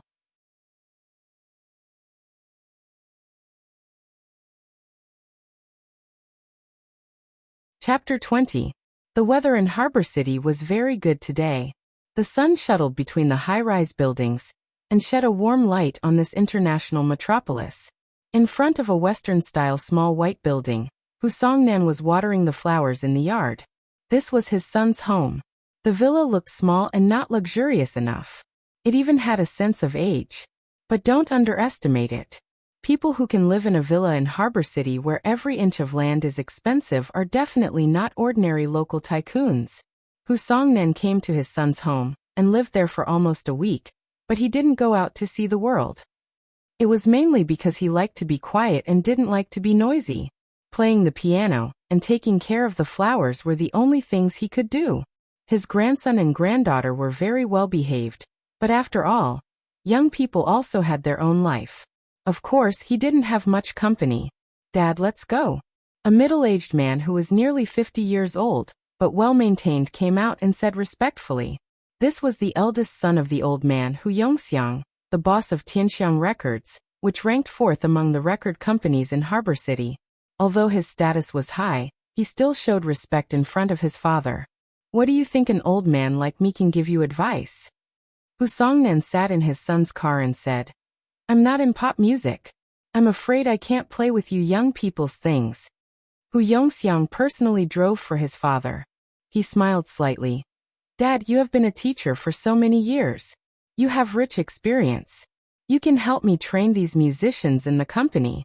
I can't think of anyone more suitable than you for the position of chief music director. In fact, he was also talking nonsense. There were music directors in the record company, but he had never heard of the position of chief music director. It was just set up by Hu Yongxiang for his father. He wanted his father, who was still healthy, to move around more. Otherwise, if he stayed at home all the time, his body would get sick. When they arrived at the company, Hu Songnan didn't make any comments. He kept a kind smile, greeted the people coming and going, and had a gentle conversation with the company executives called by his son. Grandpa, who you actually know how to speak Cantonese? Hu Yongxiang's secretary Yi Xiaofeng was a young girl. She was the daughter of one of the company's shareholders. She was sent here for training. Her personality was relatively straightforward, and she asked without thinking. For the convenience of everyone's understanding, the following Cantonese dialogue is automatically adjusted to Mandarin. Yes, when I was young, I also studied in Hong Kong. Hu Songnan didn't mind. He nodded and responded with a smile. Xiaofeng, although he's from the mainland, don't underestimate him. Hu Yongxiang was a little dissatisfied. He had always thought that the old man was his lifelong idol, so he tried his best to show off like a child. When he was young, he traveled to Hong Kong, the German Confederation, Wien in Austria, and many other places to study and teach. Before my father was 55 years old, he was invited to perform at WINJSDT almost every 1 or 2 years. Although Hu Yongxiang's musical talent was not high and his attainments were limited, looking at his excited expression, one could tell how deep the old man's influence on him was. So powerful? Yi Xiaofeng's eyes seemed to be blooming with little stars. No, these are all empty words. Now that I want to communicate with you young people, I have to talk about pop music. I still have to ask you for advice on this. Hu Songnan laughed and said humbly. After talking for a while, Hu Yongxiang asked the secretary to accompany his father. He was the boss of a big company, and there were a lot of things for him to deal with. Yi Xiaofeng didn't know how to arrange it, so she took the old man to walk around, introducing the various departments of the company and various interesting places, like a tourist. This is our recording studio. The 5th and 6th floors are all recording studios. There are a total of 8 rooms. Sometimes they are rented out. Of course, most of the time, they are used by the singers of our company. Although Yi Xiaofeng was not very proficient in the business, she was still a very smart person. She saw Hu Songnan's rare interested expression, so she slowed down her pace. Grandpa Hu, how about I check which recording studio is empty and you try it? Yi Xiaofeng took out her mobile phone and said with a smile. Hu Songnan was indeed interested. He nodded and said, then you ask, but don't ask which one is empty. If it's not disturbing, I want to watch. Hee, how can it be disturbing? Your guidance is their blessing. Yi Xiaofeng said sweetly. She found it quickly. It was the recording studio used by the company's top male singer, Chen Yijie. There was no problem at all. The boss's father wanted to watch. Who dared to say no? Of course, Chen Yijie was also a humble person. He even put down the work at hand and introduced his current situation to Hu Songnan. Recently, I have been preparing for this year's new album. In our industry, it's called collecting songs. Chen Yijie was the most popular male singer under Tianxiang, and he had the ability to write his own songs. At his peak, he could stand shoulder to shoulder with the 4 singing kings of Harbor City. However, singer-songwriters also had an awkward situation. Their status would fluctuate. His songs in the past few years were not as popular as before, and gradually fell behind.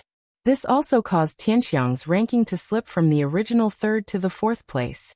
Therefore, Chen Yijie wanted to release a new album this year, and the company decided to help him collect songs. They couldn't release such a completely personal album. The songs that I wrote and the company collected are basically enough to release an album. But I still lack a title song. Chen Yijie smiled bitterly. You see, I'm about to fall asleep here, and I don't have a clue at all. Isan, you're asking too much of yourself. Yi Xiaofeng had a strong background, so she didn't mind and interrupted. Even Sister Guzi said that it's hard to satisfy. Chen Yijie shrugged helplessly. It's good to be strict with yourself. Hu Songnan smiled slightly, without painstaking effort. How can it be as joyful as the fans when listening to songs? Young man, you should listen to more classical music when you're free. Those masterpieces were made by masters who spent half of their lives or even their whole lives. You're right, but the society now is very fickle. If you don't release an album in a year, I'm afraid that others will catch up with you, and you will have no chance to make a comeback. Chen Yijie sighed. After all, Hu Songnan was old. and he felt tired after standing for a while. He sat down on the sofa and smiled. Originally, I just wanted to see how you youngsters record songs. You don't have to accompany me, it's too much of a hindrance to your work. I'll just quietly listen and watch with Xiaofeng. Chen Yijie didn't put on an act and quickly immersed himself in his work. He really treated Hu Songnan and Yi Xiaofeng as invisible people. Chen Yijie's work was actually very boring. He repeatedly played the music score that he had previously written, carefully considering the structure of the lyrics. From time to time he would stop to sketch on the paper, and from time to time he would cross out what he had just written and redo it. Hu Songnan could still accept it because he was familiar with this situation. However, Yi Xiaofeng felt that it was boring. So boring. Grandpa Hu, I'll bring you somewhere else to play. Yi Xiaofeng fidgeted after staying for less than 15 minutes. Hu Songnan waved his hand, indicating that Yi Xiaofeng shouldn't disturb Chen Yijie. He was very focused on listening to Chen Yijie's humming. All right, Yi Xiaofeng helplessly covered her face. Not long after, she became even more restless. It was very boring. If she had this time, she might as well sneak out and discuss with the receptionist on the first floor how to get a new one. This idea, like a weed, grew in Yi Xiaofeng's heart and was very difficult to control. Within a few minutes, her eyes darted around as she thought of sneaking away. But suddenly Hu Songnan stood up. Are you leaving? Yi Xiaofeng was ecstatic and also stood up. However, Hu Songnan went straight to Chen Yijie. He patted Chen Yijie's shoulder and said with a smile, "Your voice is very recognizable. It's a sad and restrained magnetic voice. Coincidentally, a few days ago, I heard a song that suits you very well. Do you want to give it a try?"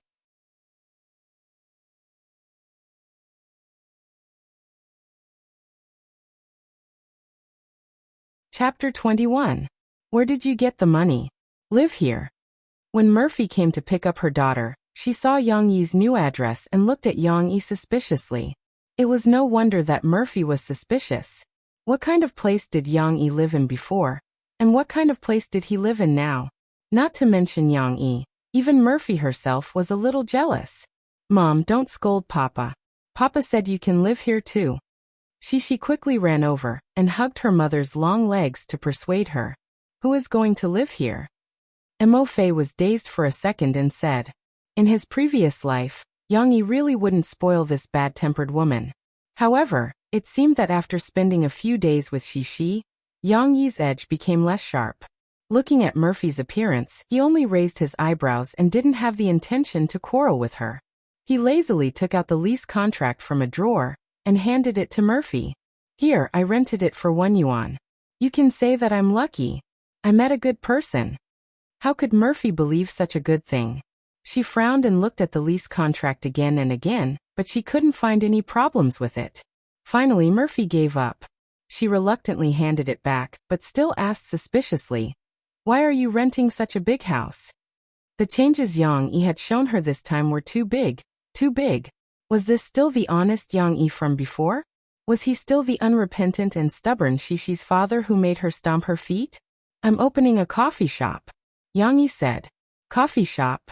You don't even drink tea and only drink water. You want to open a coffee shop?" Murphy felt her vision go dark. She asked unhappily, "Do you know what coffee is?" Yang Yi was speechless. "Don't look down on people, okay? Do you want me to make you a cup of coffee?" "No, I don't drink instant coffee," Murphy snorted. Yang Yi was too lazy to bicker with her. He turned around and went to the bar. There was a small bar in the restaurant on the second floor. In the past, the old man probably used it to drink wine. People who played classical music were really elegant.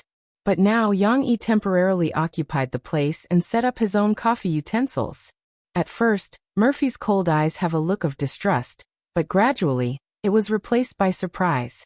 Yang Yi used a hand-cranked grinder to carefully grind the coffee beans. Throughout the process, his movements were very delicate, not at all like a beginner who was in a hurry. This scene made Mo Fei feel extremely surprised. She could not believe her eyes. How does he know this? And how does he grind it with his hands? Murphy was puzzled. It must be known that most people who like to drink coffee would choose to use a one-stop coffee machine to make coffee. Murphy belonged to this kind of people. She would drink coffee to refresh herself, but she didn't like to play with so many details. Only a true lover would use this kind of retro method to grind beans, right? Because they would enjoy the process. Moreover, it was said that this way of grinding the powder is more uniform and fine, and can make the best coffee taste.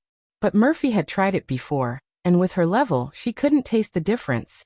Just as Murphy was in a daze, Yang had already brought the coffee in front of Murphy. He gently placed it on the counter in front of Murphy, and then very gentlemanly smiled. The coffee beans aren't the best, but please try it.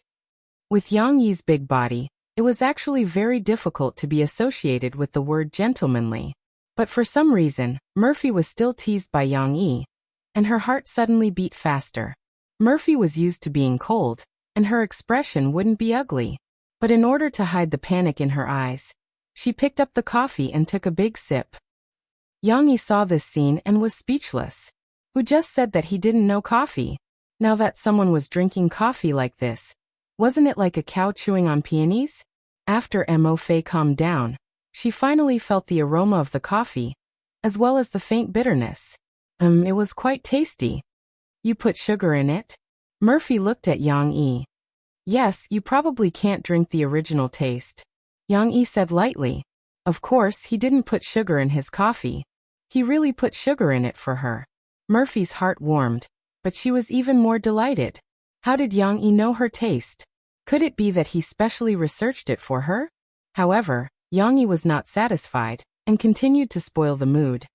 There is a study that shows that when women drink coffee, they would put an average of 1.5 spoonfuls of sugar. It really makes sense. Suddenly, the warmth in Murphy's heart disappeared without a trace. She clenched her fists, and was almost angered by Yang Yi to the point of gnashing her teeth. Okay, now I believe that you can open a coffee shop. Murphy pursed her red lips, and began to pull out her bag.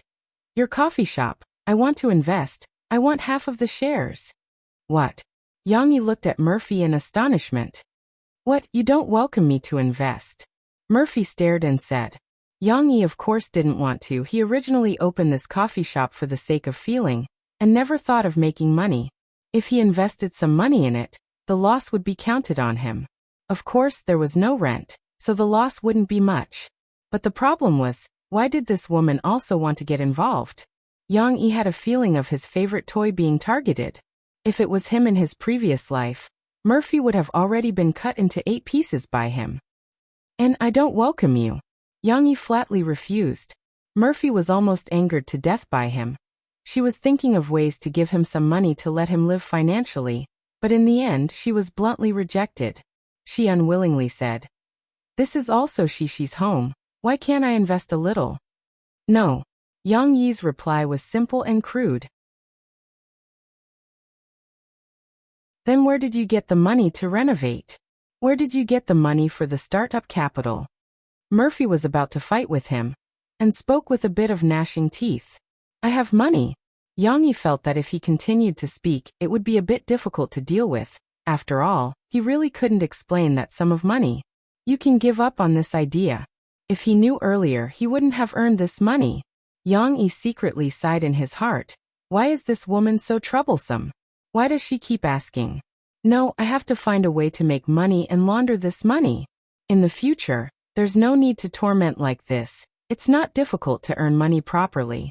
Now, I might have to find an excuse. It's really tiring.